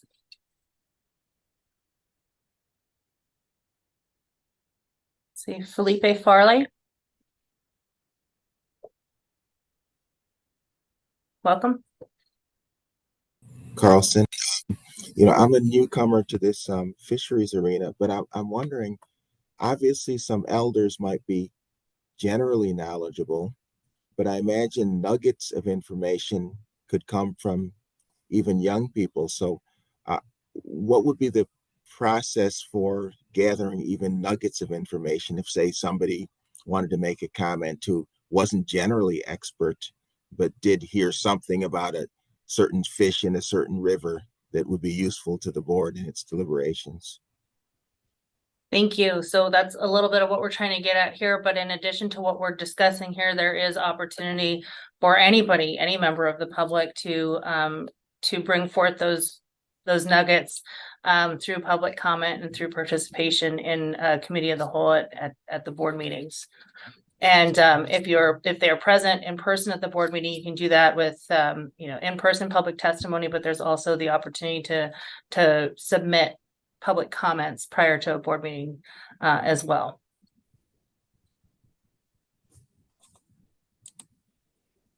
Thank you. Mike Wood. Thank you, Madam Chair. I have two thoughts that I was waiting to the end, but maybe it would be worth bringing up. It sounds like how we have ACs that are presenting at the board meetings. They usually get 10 minutes to present because they're an AC. They don't get 3 like everyone else. And ACs seem to be very full of local knowledge. I wonder if there could be another setup that's just TK, traditional knowledge, that is a more assembled group like an AC is, to speak on behalf of traditional knowledge that's given a 10-minute time frame. And then that's just a thought. But then the other one was when you're talking about lobbyists or consultants, one of the best ways for board members to get to understand the area and talk to people is the travel to those areas. And often we're asked to travel to an area because it's being paid for by a lobbyist of some kind. It would be nice if we could, during the board cycle, have the ability for a few members to go to an area that they hadn't been to before to visit the locals and see on the ground what's exactly happening and hear directly from people. That that has been hugely useful for me. But I know there's financial problems with that when it comes to being able to afford that through the board and then having more than 3 board members on a trip at one time. Anyhow, that's all I had to say. Thanks, Mike. Looks like Michael Opheim, welcome. Yeah, Apologize if I mispronounced your name. Opheim. Opheim. Thank you. My name is Michael Opheim, the Tribal Fish and Wildlife Liaison for Chugach Regional Resources Commission. And I guess I just wanted to touch a little bit on some of the things that we've done here in the last year for our regional tribal members is hold a couple workshops on the Board of Fish, Board of Game processes and bringing in people from those communities in our region to, educate them on the processes. And we actually had some that went before the Board of Game this last go around, and it was pretty intimidating for them. And they had some folks go up there with them for support, moral support, and that went really well. The board members were super thankful to them for coming in and commenting on proposals. We also have been able to fund some folks to come in to participate in the meetings themselves from those communities. We have some folks coming in to the Board of Fish meeting next week here in Homer that just went through our Board of Fish workshop in Anchorage. So, it's a pretty big process, and educating folks on all the different ways to participate in the Board of Fish, Board of Game. And so it's great to hear that you guys are working on this at your level, and hopefully in the future it won't be quite as intimidating as it has been, and including the traditional knowledge, I think, is a great way to go. Thank you. Thank you, Michael. Craig Trithlook. Hi, Craig. Hi, Mark. Hi, everybody. Thank you. Craig Trithlook. And I'll just keep a really brief comment here. I really strongly agree with a lot of what's been said already. I really support Courtney's comments, Dr. Crothers, and the written comments that her and Mrs. Scuble provided.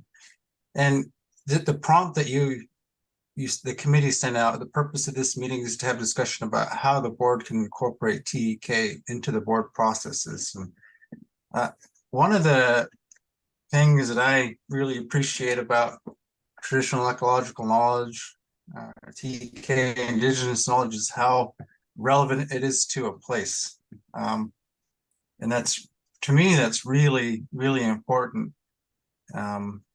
You had brought up, how is this going to be utilized between all user groups? I'm Yupik. I have traditional knowledge. I'm a commercial fisherman. I'm a sports fisherman, and I strongly align with my subsistence fishing. I wear a lot of hats. I have an SO3T commercial permit. So my very local, regionalized, connected to place knowledge, and I'm just using myself as an example.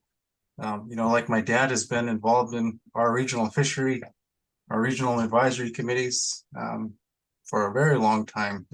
So, there's a lot to be gleaned and learned, and to have equal amount of time as staff in process, so that we are not cut off to 3 minutes. We don't have to just kind of stress through this process of trying to validate and justify our place-based experience, lived experience, and knowledge is really, really important. And then the other thing that I would really like to comment on with that relation to place, and it's kind of brought up by Mr. Wood already. I sat in a little bit during the work session. I think it was last month where you all decided to have the next round of Bristol Bay, AYK, and Alaska Penn board meetings. I understand the budget issues and how much time and effort and logistics it takes to get the board process to the community. But to me, that's really important. And it was brought up in this previous comment how intimidating of a space providing public testimony is, how we have to follow Robert's rules. One of the most equitable things that I think that this process can adopt is going to places where people are comfortable. If you use Dillingham as an example, it's likely you're going to go into the high school gym where a lot of our elders, a lot of our families and our youth, they're very familiar with the space.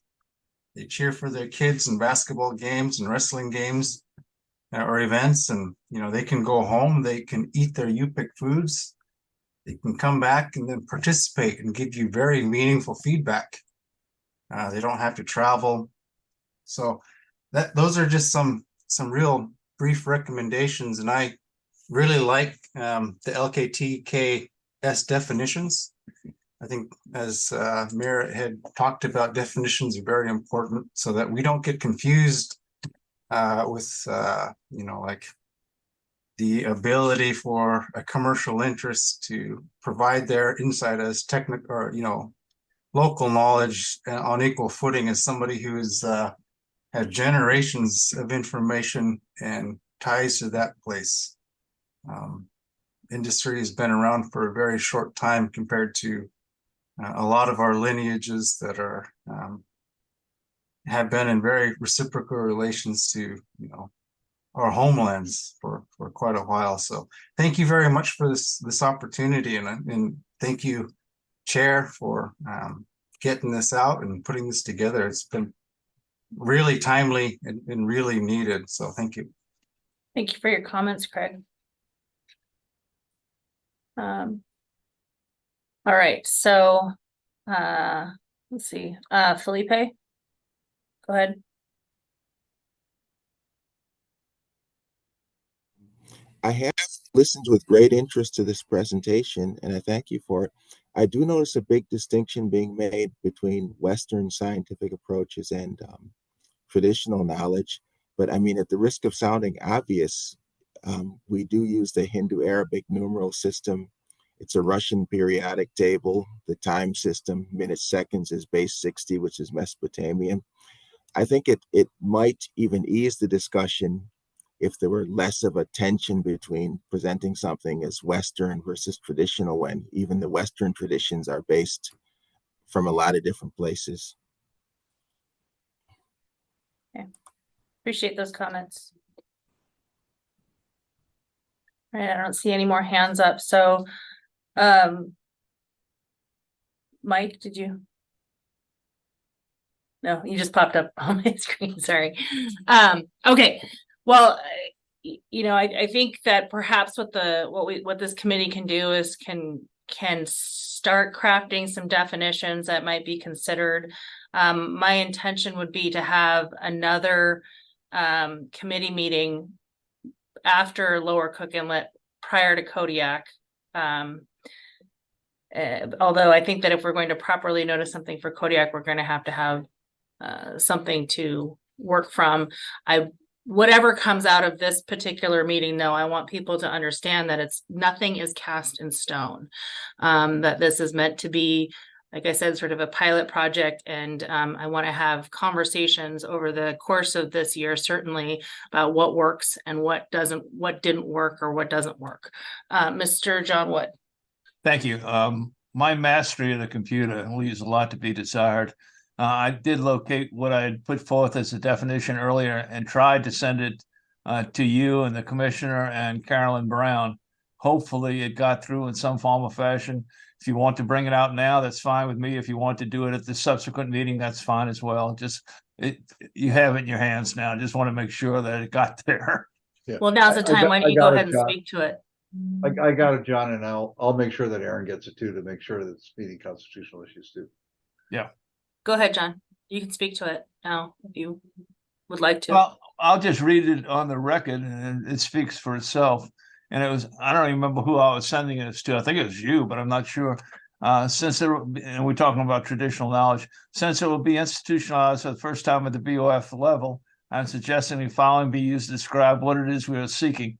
Traditional ecological knowledge is knowledge that is passed from one generation to the next over several generations and integrated at the cultural level within a group of users of natural resources. TEK uses systematic methodologies and verification through repetition and observation, derives from relationships with the environment and cultural practices, evolves over time as new information is gained, and reflects cultural values. And I claim no authorship of this. I copied it a great deal from one of the national organizations and sent it forward. But I believe that addresses what Mr. Peterson was concerned about. But if not, I'd like to change the language to do so. Well, I have some thoughts on that. From my perspective, you're rolling traditional and local in together, and I think that's problematic, given some of the things that I've heard today and some of the things that I've read as well. So I think that there needs to be a distinction between what is local and what is traditional in the context of how Indigenous knowledge particularly is recognized within that construct. So as Carolyn from Subsistence Division spoke to, the research coordinator spoke about, that Indigenous knowledge is a bit of an umbrella term under which traditional knowledge sort of is placed. And so I think if we're talking about incorporating traditional knowledge in local context outside of subsistence, like to Mr. Payton's question about sport fisheries or commercial fisheries, I think we need to be careful of that. And I think that that's where some of that distinction that's in that protocol document, I think, is helpful. But I would just raise that as we, continue to talk through definitions. If that makes any sense, I hope so. So, Madam Chair, I just need a little bit of guidance as the commissioner here.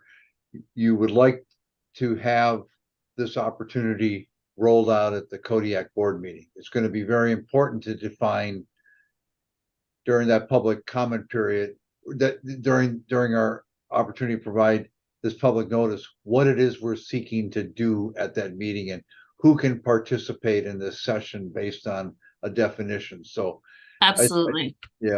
I'm just worried that maybe we can get Art to tell us when the drop dead deadline is to change the public notice for the Kodiak meeting, so that we get ourselves on a time frame here.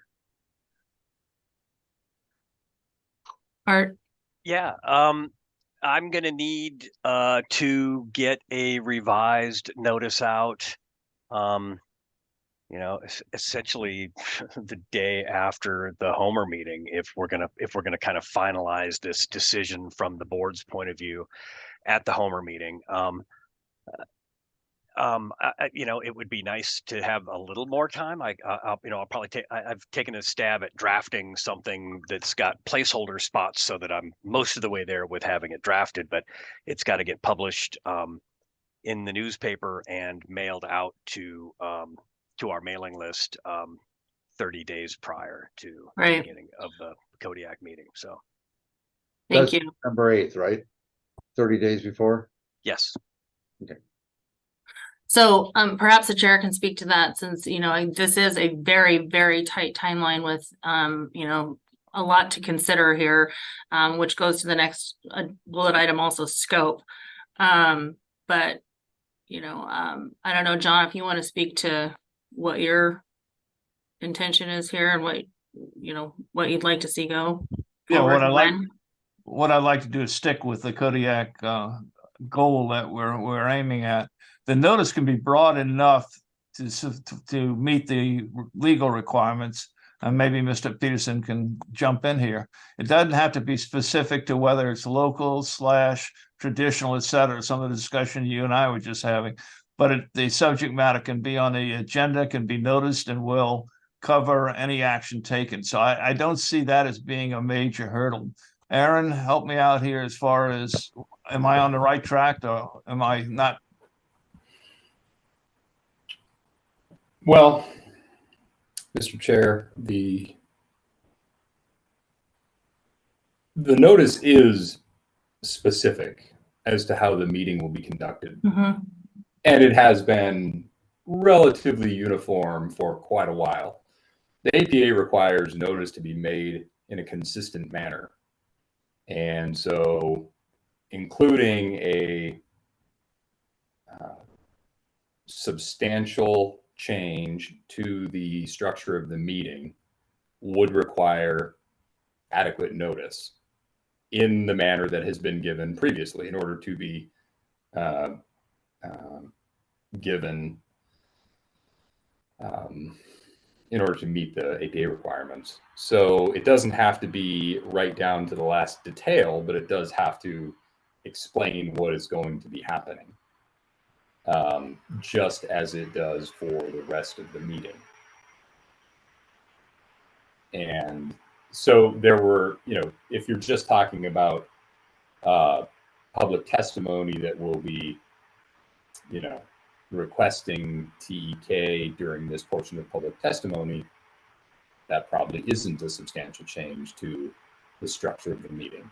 But if you're talking about individuals that possess a certain definition of knowledge, presenting presentations similar to what the department presents, that is a substantial change to the meeting and needs to be explained to the public, because the public has a right to know who may deliver those presentations at the meeting.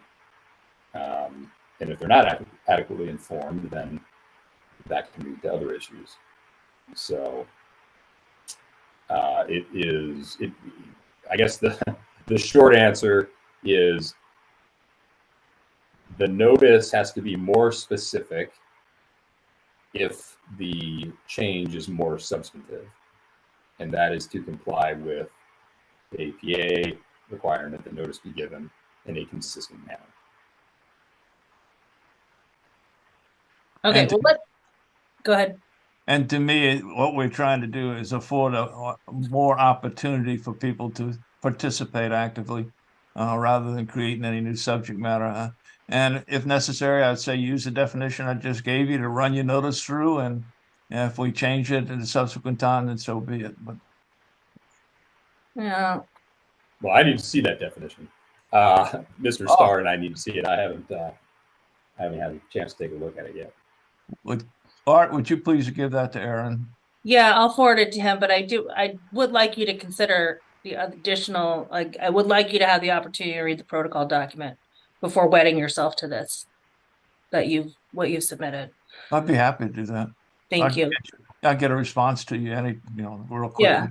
Art, and then Doug, because I have some comments with how definition relates to scope for that time frame. Art, go ahead. Yeah, thanks. Just a few other things that I would want to try to include in the notice would be, how do people sign up for this? Would there be time limits associated with it? That's getting into scope, yeah. Okay, yeah. Those are just a few of the things on my list of need to know. So sure, thank you. The mechanisms for that, Mr. Commissioner. Yeah, so I guess we're kind of dancing between what the definition is and how inclusive or exclusive it's going to be. I guess I would recommend, as you start this process, to be more inclusive than exclusive.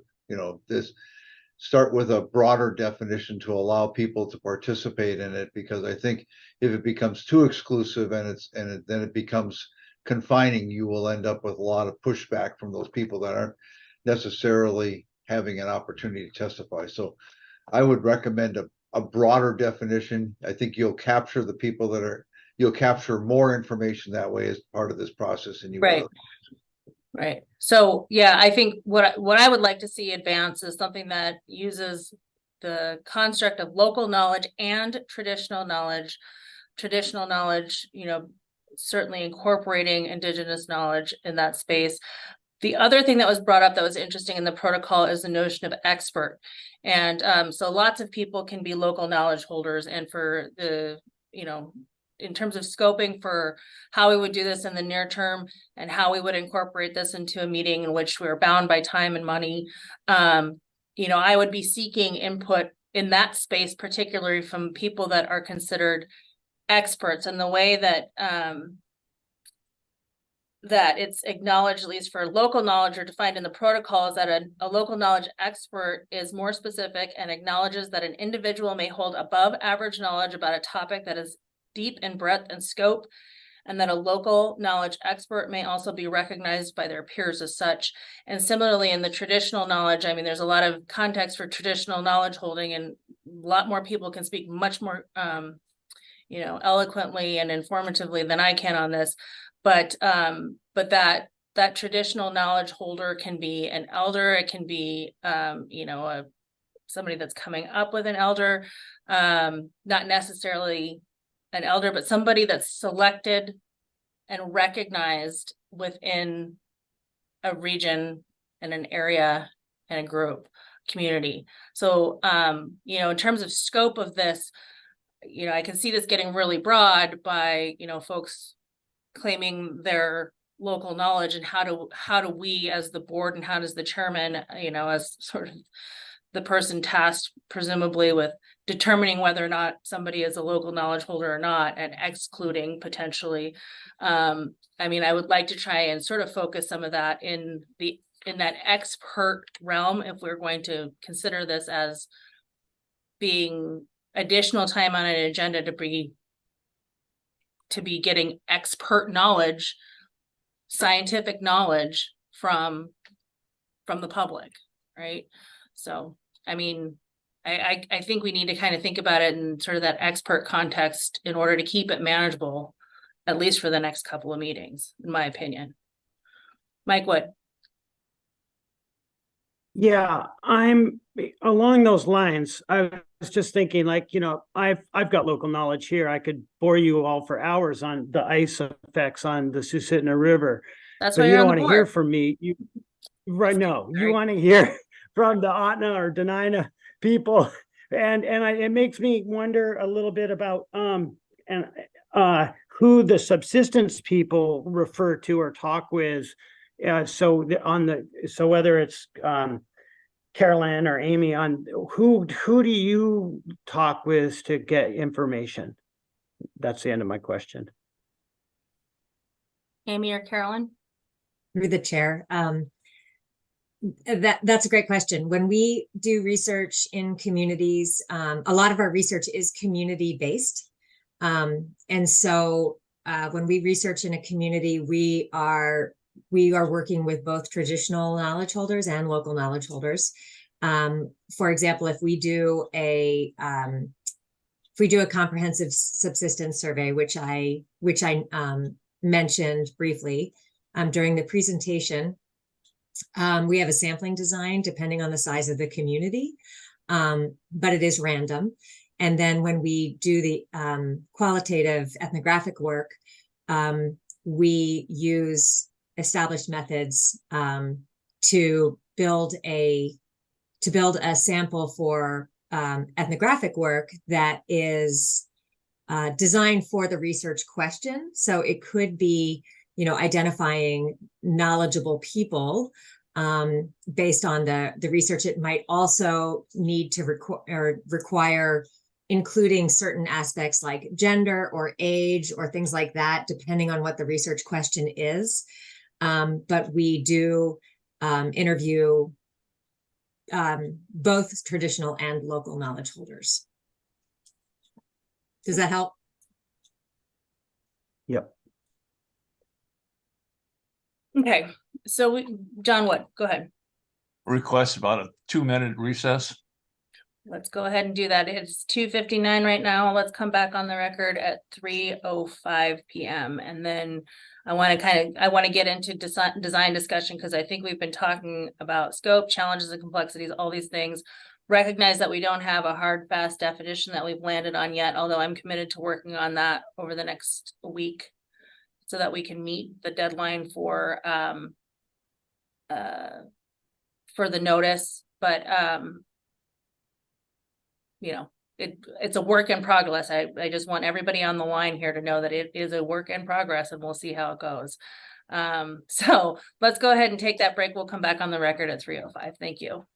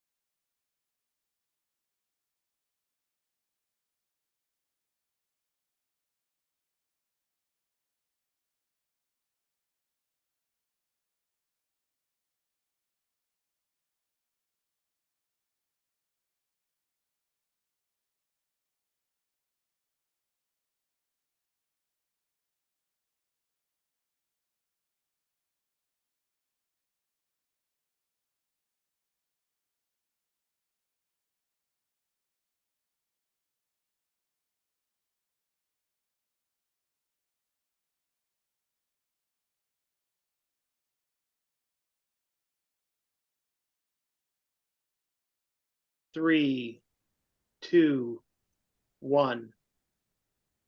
All right, thank you. Welcome back. The time is 3:08. We're back on the record.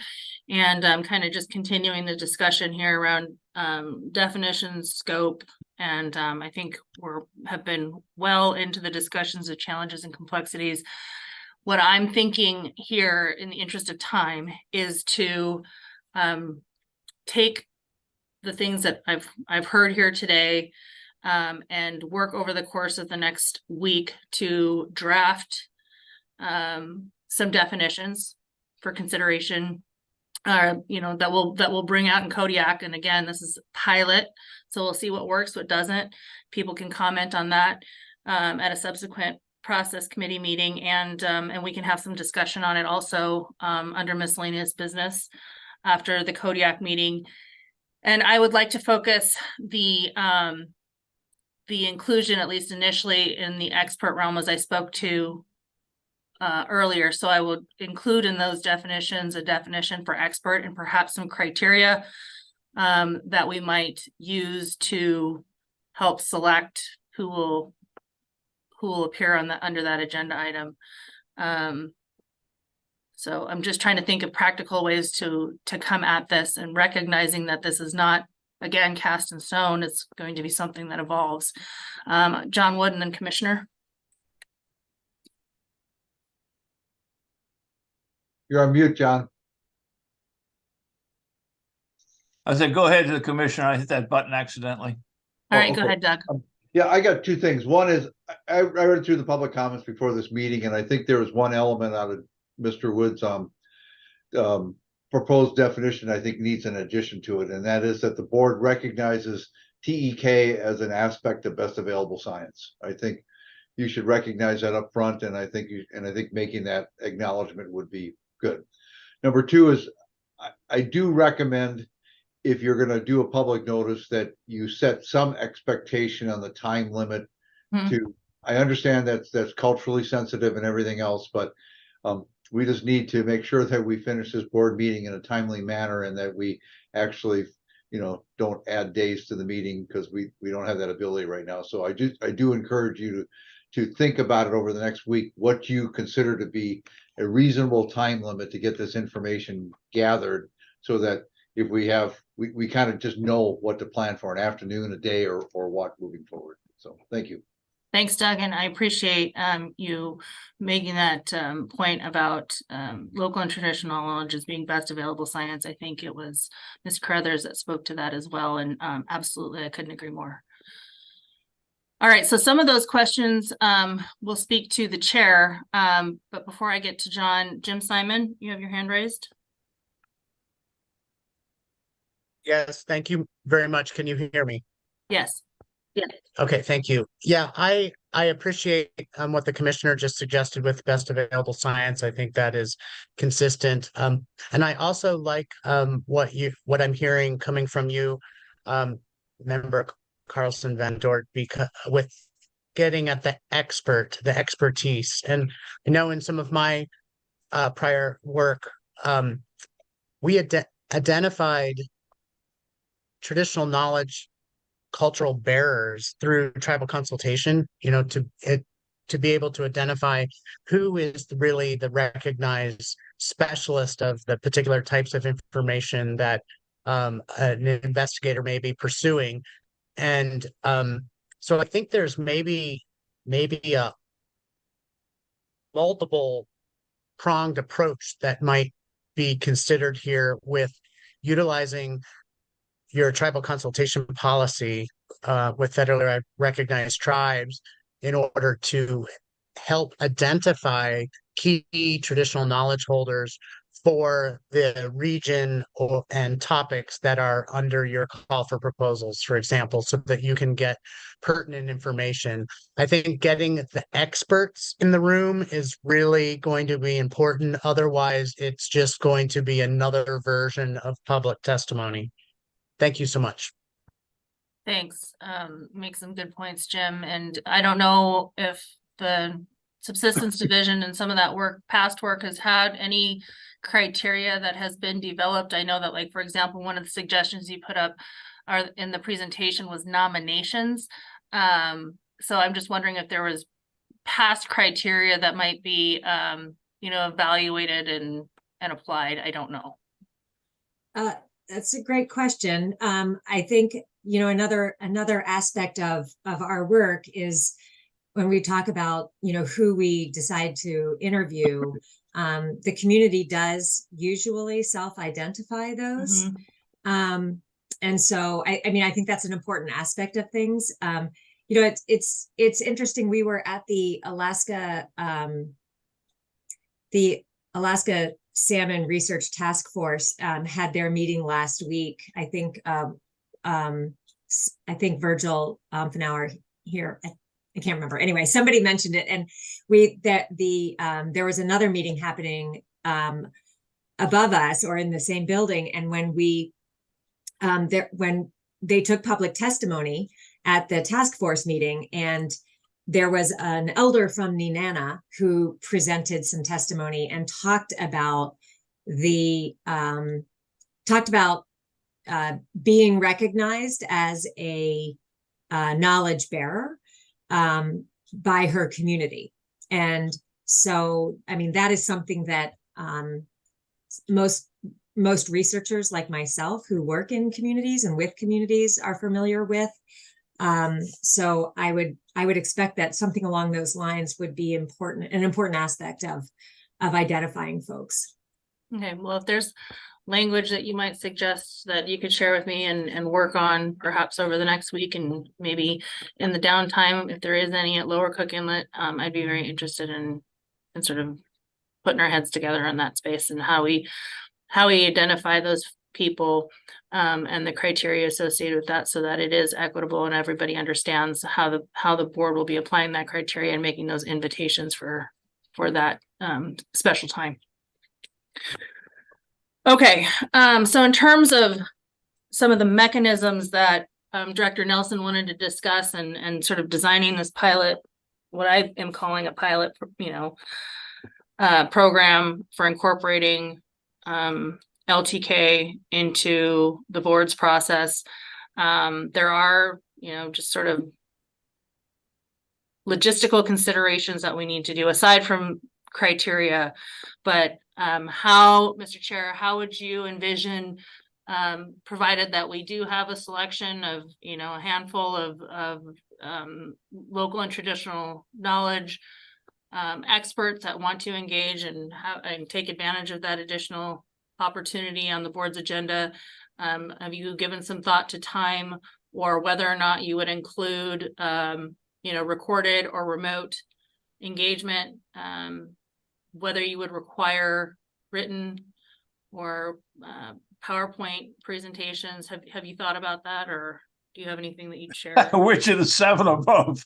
All of the above, man. Yes, I have given thought to it. I encourage participation through any reliable mechanisms available. So I would advocate that we do allow a remote participation, as long as questions can be directed back to the presenter so that you have dialogue created. I think PowerPoints work as long as someone's there to explain what is not explained on that PowerPoint. So yeah, I would try and open up those avenues. And as far as beyond that, what was your initial question? You shot about 7 of them at once.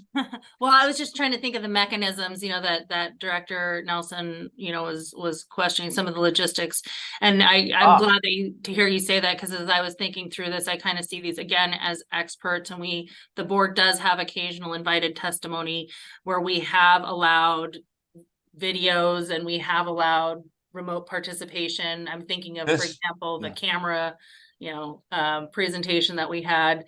So I kind of see that being on a commensurate sort of level. Okay.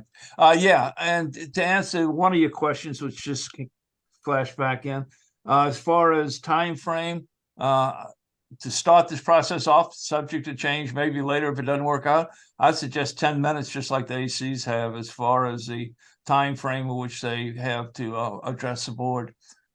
Okay. Okay. And I don't have any great love for 10 minutes. It's just something that's in place now. And if it doesn't work for this, we'll change it. Right. And to the commissioner's point about, managing time, for meetings that, are already scheduled and have already long been planned. I think that 10 minutes is a good place to start, at least, and we can go from there as the process evolves. We hear many departmental presentations, which can take, a whole day at sometimes. So I think 10 minutes is a starting place, and we can see how it works and take feedback on that in subsequent process meetings. Hope I answered all your questions, but if not, I think so. Art, did he answer your questions? Some of your questions from earlier? Yeah, you seemed like you at that time you wanted me to hold off, so I kind of stopped going down my list, but that got some of them. Well, shoot, let's hear the rest. Yeah, how would people sign up, and is there and when would the deadline be for people to sign up or to offer to give a presentation? We got the time limit. Is our written materials going to be required to accompany a presentation? I'll take it one at a time. Sure, I think that kind of covers at least the really pressing things I need for now. So the timelines I'm not as familiar with as I should be, perhaps, but I don't envision any difference treating the timelines for this traditional knowledge than I do whatever other factors come in front of the board. If a requirement is that they be in 30 days prior for something, then that'll be applicable as well here. And the written required to accompany, no, I don't think we make any requirement of that for anybody. I don't know why we'd want to do it here. Yeah, I think just in terms of submitting for consideration, perhaps it's with the on-time public comment deadline, maybe. That's generally 2 weeks. 2 weeks. Yeah, prior. and that would be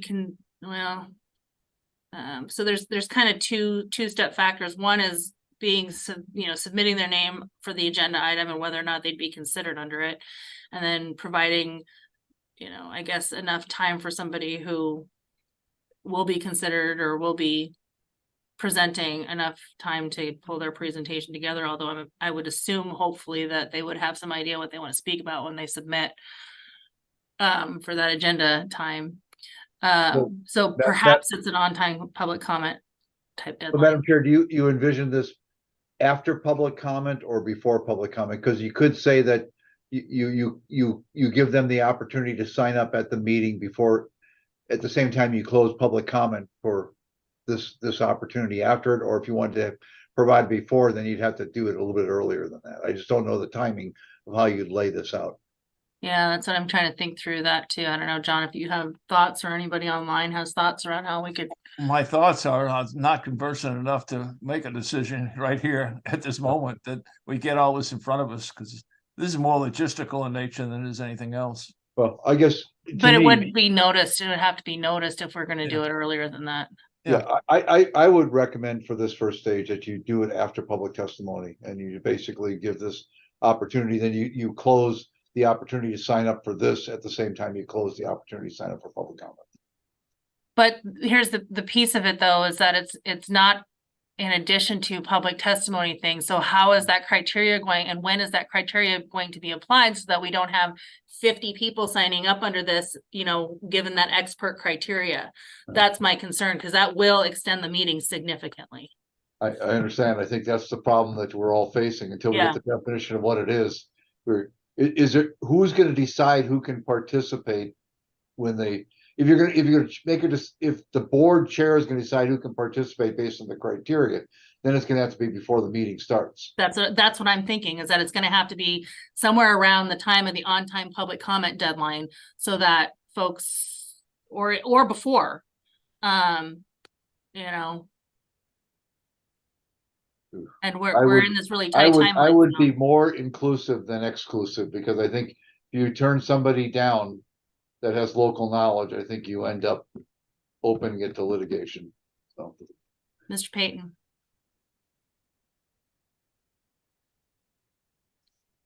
You're on mute. Just going to provide some general observations. So we're everything I've read on kind of TEK and kind of some of the, needs for this is that, the current process is kind of, Western society and very regulated and time constraints and all that. And that's not the way a lot of people communicate. And so it seems like we might be trying to over process this process already and be counterproductive of what you're trying to achieve on, putting all these sideboards on it, because to me, that's the complaint, is there's already plenty of sideboards on it. So I would maybe encourage the board to think about looking at this venue through the eyes of the committee as a whole and trying to tease out, that traditional knowledge and the experts more in the more informal committee of the whole process as a pilot way to do it, instead of just having this regimented criteria right from the get-go. And I don't know what exactly that would look like, but it, a very regimented Western approach to it is kind of counterintuitive and counterproductive to what I think stakeholders and what the board may be trying to achieve. So in that context, how would you propose, or how do we think about, given the constraints of our Western process, right, and our Western legal considerations in terms of notice and all of these things, and in terms of equity under our, the state constitution? I mean, how would you envision that working in, for example, a committee of the whole process where it's providing that elevated status to some extent that we're looking for? Right. Well, I think it already kind of does. And, whoever chairs those processes do, they usually typically give elders and identify, subject experts in the field a little more leeway typically, and probably just bolster that and encourage more of that. That's usually, more town hall style and more communicative, way of speaking helps people, and just not such a, regimented process. I don't know exactly what that looks like, how you would actually elevate that within that, but I think it's a good start to maybe trying to tease some of that out. So if we're talking about, and you bring up some really interesting points, and bear with me, Mike, but how would you, if we're talking about these various elements for, expanding inclusion under this process, where we're talking about allowing videos and we're talking about allowing remote testimony and all of these things, how would that work in how do you control that in a committee of the whole type environment, given again the time and legal constraint, right? And I don't have the exact answers. I was just trying to provide another venue to think about it. I think you make some really good points. I'm just trying to spitball this a little bit, because these are things that we have to my fear incorporate is, into the notice. Yeah, one of my fears is if you're going to do it right, not try to rush it and do something for Kodiak. Maybe step back and think about it a little more. I'm not trying to spur creativity here. But for sure. I'm just trying to think if there's something that we can kind of just, again, try some way, one way or another, and then we'll, evaluate whether or not what was good about it, what wasn't. Yeah, it has, the question is, to me, as a previous board member, I think the committee of the whole captured a lot of traditional or local knowledge, and that was the advantage of it. So, I don't necessarily think this is maybe a huge problem, but that's not my purview.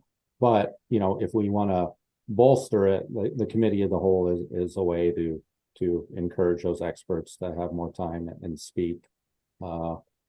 Coming with a more formalized process takes a lot more time and energy to figure it out, as you're seeing here.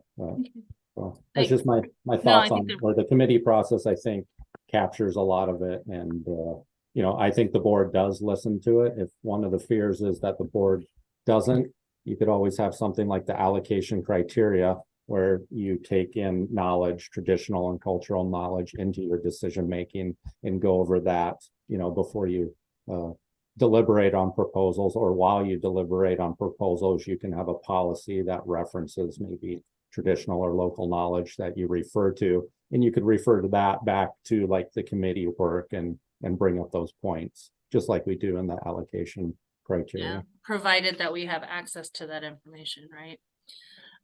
Mike. Okay, I would just say, I think give this the status it deserves. I think it's important, and it's probably worth inviting testimony. And maybe you go to the tribes directly and say, we're trying this process out, and could you present? If for an area like Kodiak, and any tribes that are affected are in the Kodiak area, and just start with that. It's invited testimony, and they're not waiting till the end of the public testimony all day long to give their testimony. That just doesn't seem right. Okay. Thanks, Mike. Mr. Peterson. Yeah. I was going to follow up on what Mr. Payton said. And now I'm also going to address what Mr. Wood just said.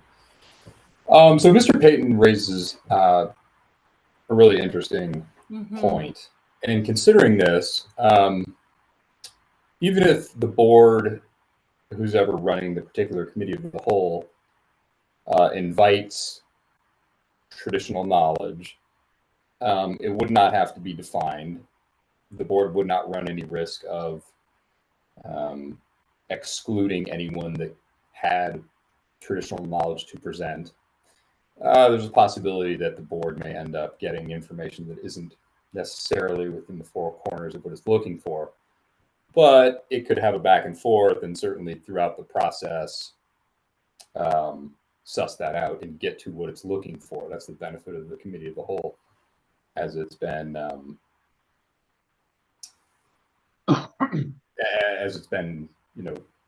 enacted by the Board of Fisheries. Pretty unique process. And that would obviate all of the issues with, or some of the issues with needing to define it, needing to notice it, and things like that. To what Mr. Wood just said, I would have some pretty serious concerns about just going to certain groups if the definition is broad enough to not violate the Equal Protection Clause. So by that I mean, if the definition of traditional knowledge, it can't be confined just to members of a tribe, obviously. So just going to tribes and saying, do you have anybody that could present information, would present some problems. Thanks, Aaron. And I'm going to let Mr. Starr get in here too. So just so you're aware. Starr.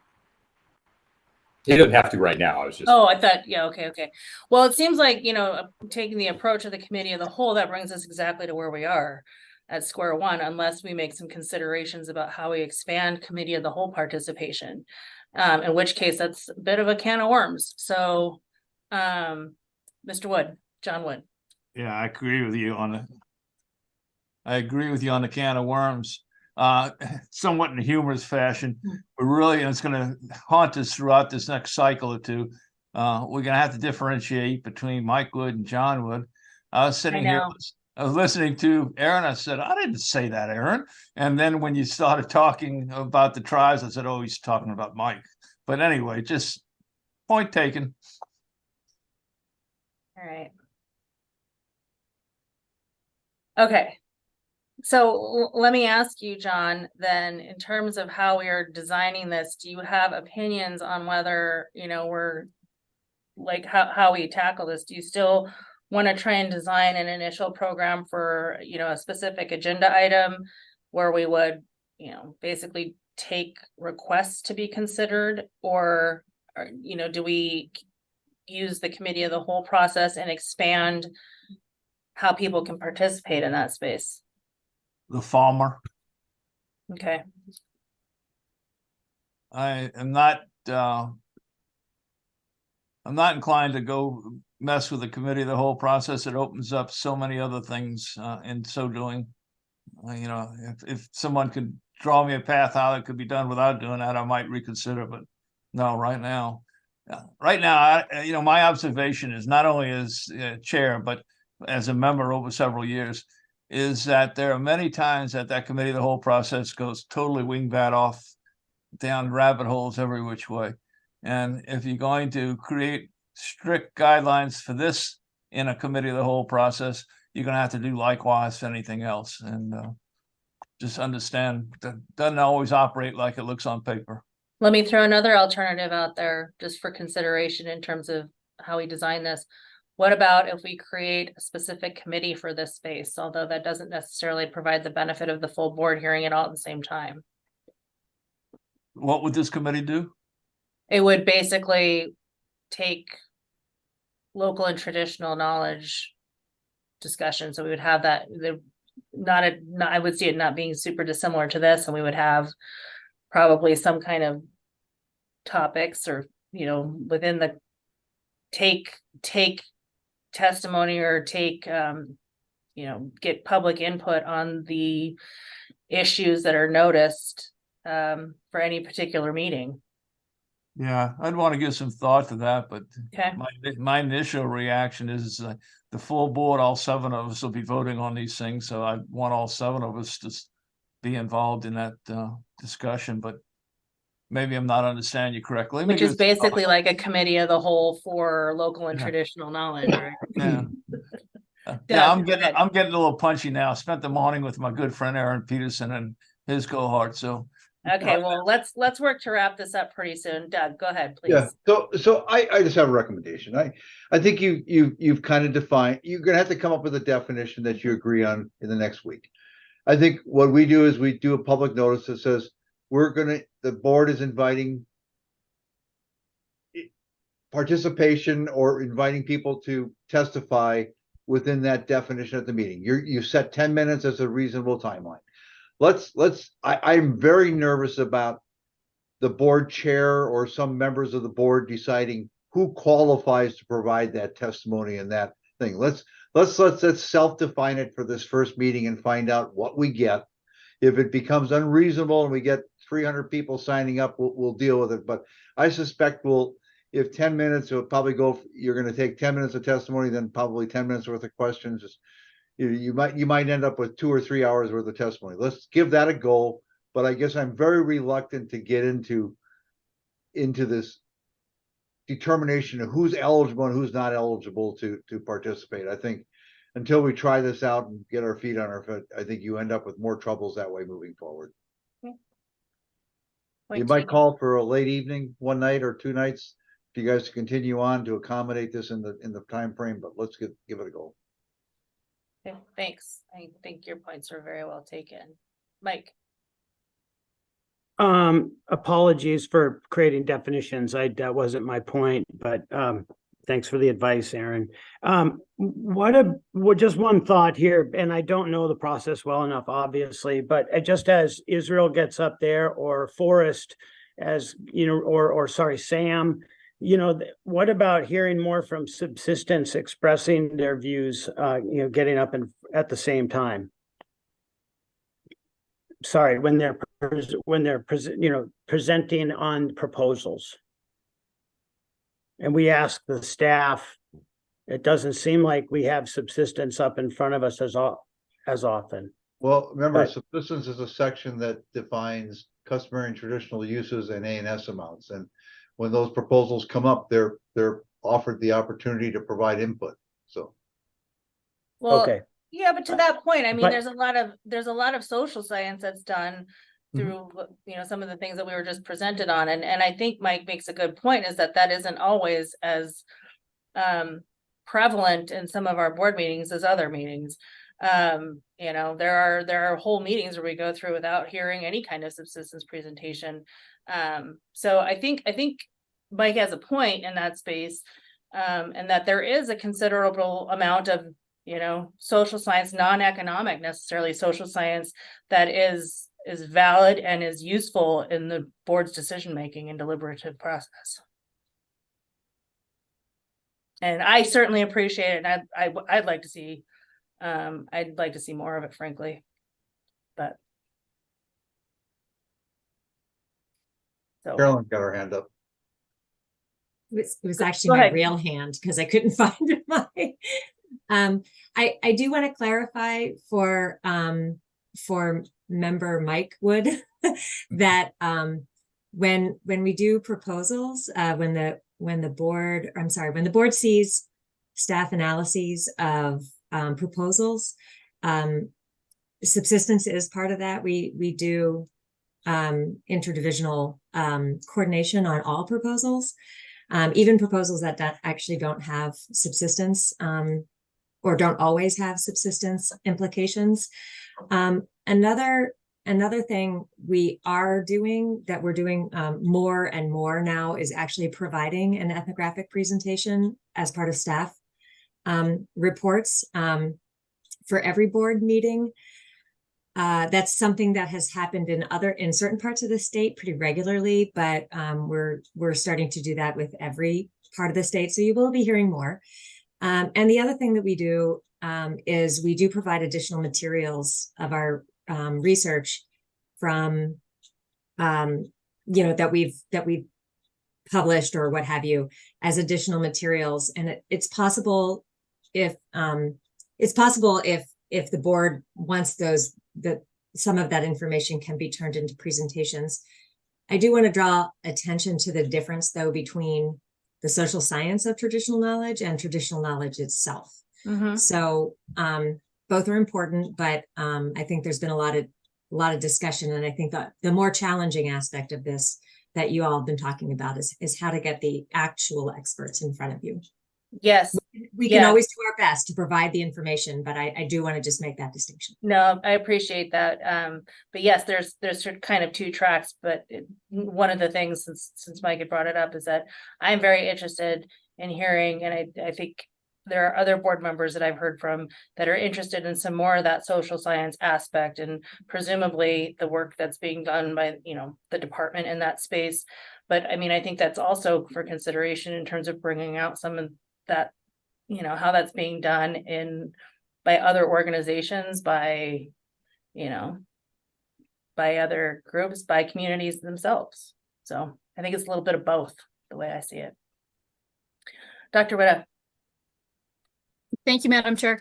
We all know that I'm new coming back to subsistence, so I haven't been in the thick of things for the past 4 years. But when I was there before, we would sit at the table with our counterparts in sport fishing, comfish, and wildlife. And so perhaps there's space for doing that more often to get to Member Wood's comment and reminding folks that subsistence may have individual things to contribute at the table when a given proposal is being deliberated or being presented by other staff within the department. So maybe we could shore it up a little bit that way. Okay. Thank you. So I don't mind having, I think it's great to bring social science into the table. I just want to make sure that we're not setting up this expectation that subsistence isn't advocating for a subsistence user group moving forward. We don't let wildlife, we don't let sportfish do that. We don't let comfish do that. So as long as it's bringing science to inform the decisions, that's one thing. But I just don't want to get into this position where we're expecting one user group to be an advocate for another user group. So.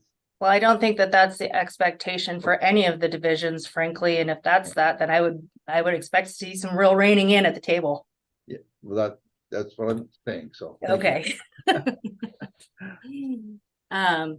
I mean, it is meant to be information sharing in that space from the department. And as we all know, the department doesn't take positions necessarily on allocative decisions, so there wouldn't be an advocate sort of component in that space, I don't think. I don't know. Okay, so tell you what, moving forward, I'm going to work on some definitions and some language for the notice over the course of the next few days so that we can meet Art's deadline to try and get a notice out that would incorporate this into Kodiak meeting.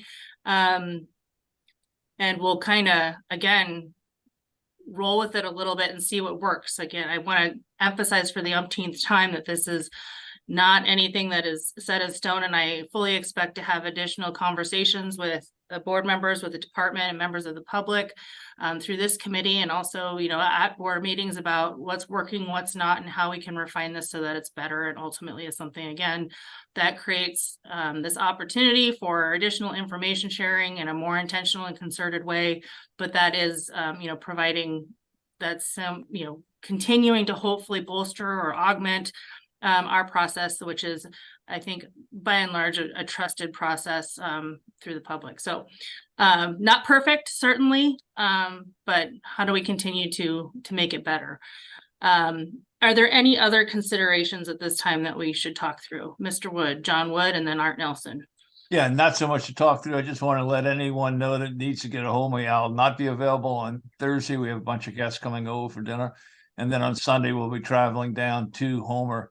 So other than those 2 days, feel free to give me a jingling and we can talk about it further. Thanks, John. Thanks Art, for go the ahead. invitation, John.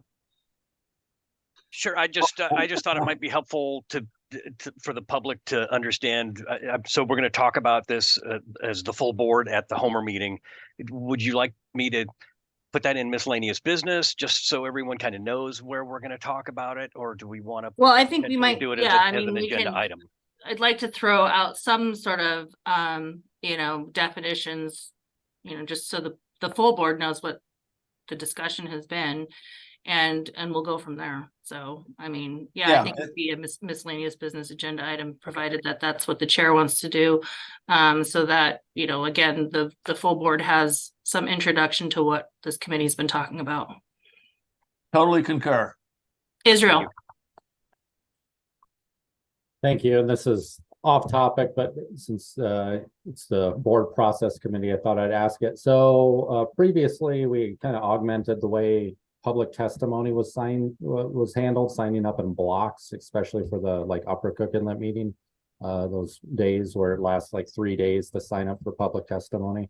Is that process still going to be implemented, or have we defaulted back to the kind of old ways of signing the blue card and waiting your turn in line? I think that's for the chair to decide. Yeah, the chair hadn't given it any thought. I like the new way better, just off the cuff, Israel. You've been around the board 7 years or so. What's your recommendation? I think it was a kind of a trial period that the previous executive director tried, and it seemed to work good from my recollection, but I'd let you and the current executive director suss that out a little more. Yeah. Okay, we'll try and do that, and we may give you a call.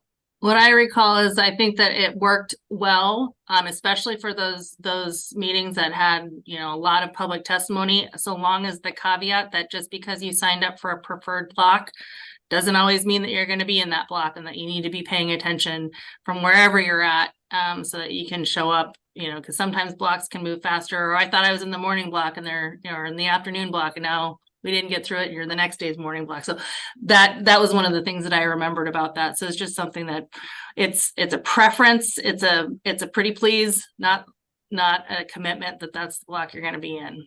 You give them time to think about it. Wasn't it you, Israel, that put that together? He'll work through Art. I would give most all the credit to getting Glenn. to know me Glenn too Height. well. Give all the credit to Glenn. Wasn't that Glenn and Reed? I don't remember. Collaborative. Okay. Well, we're starting to digress a little bit, but thank you. Is there anything else that we want to talk about with respect to the agenda items? Just a big thank you to everyone. Yeah. Yes. Anything else? Well, I'll just close by saying I think we should try to incorporate this information in the deliberative process. By me raising questions doesn't mean that I'm trying to stop this from moving forward. I just want to make sure that we are doing it in a way that's within the state constitution and that is more inclusive rather than exclusive moving forward. So I think you're right. I think this is going to be a trial as we do it, but let's just try it out and see how we do. And then next year we'll probably do a better job at it moving forward. So thank you. Thank you, Doug, and thank you for your willingness to sit through this process committee meeting and help bring out some of those points. They are important and appreciate it very much. Okay, anything else? All right. To alleviate confusion, you're all welcome to refer to me as Littlewood. Littlewood. Wow. Well, don't touch it. All right. walk away. I think we'll end there. Unfortunately, during the regular meetings, it's not much of an issue because John is chairing, and so he doesn't have to call on himself. There you go.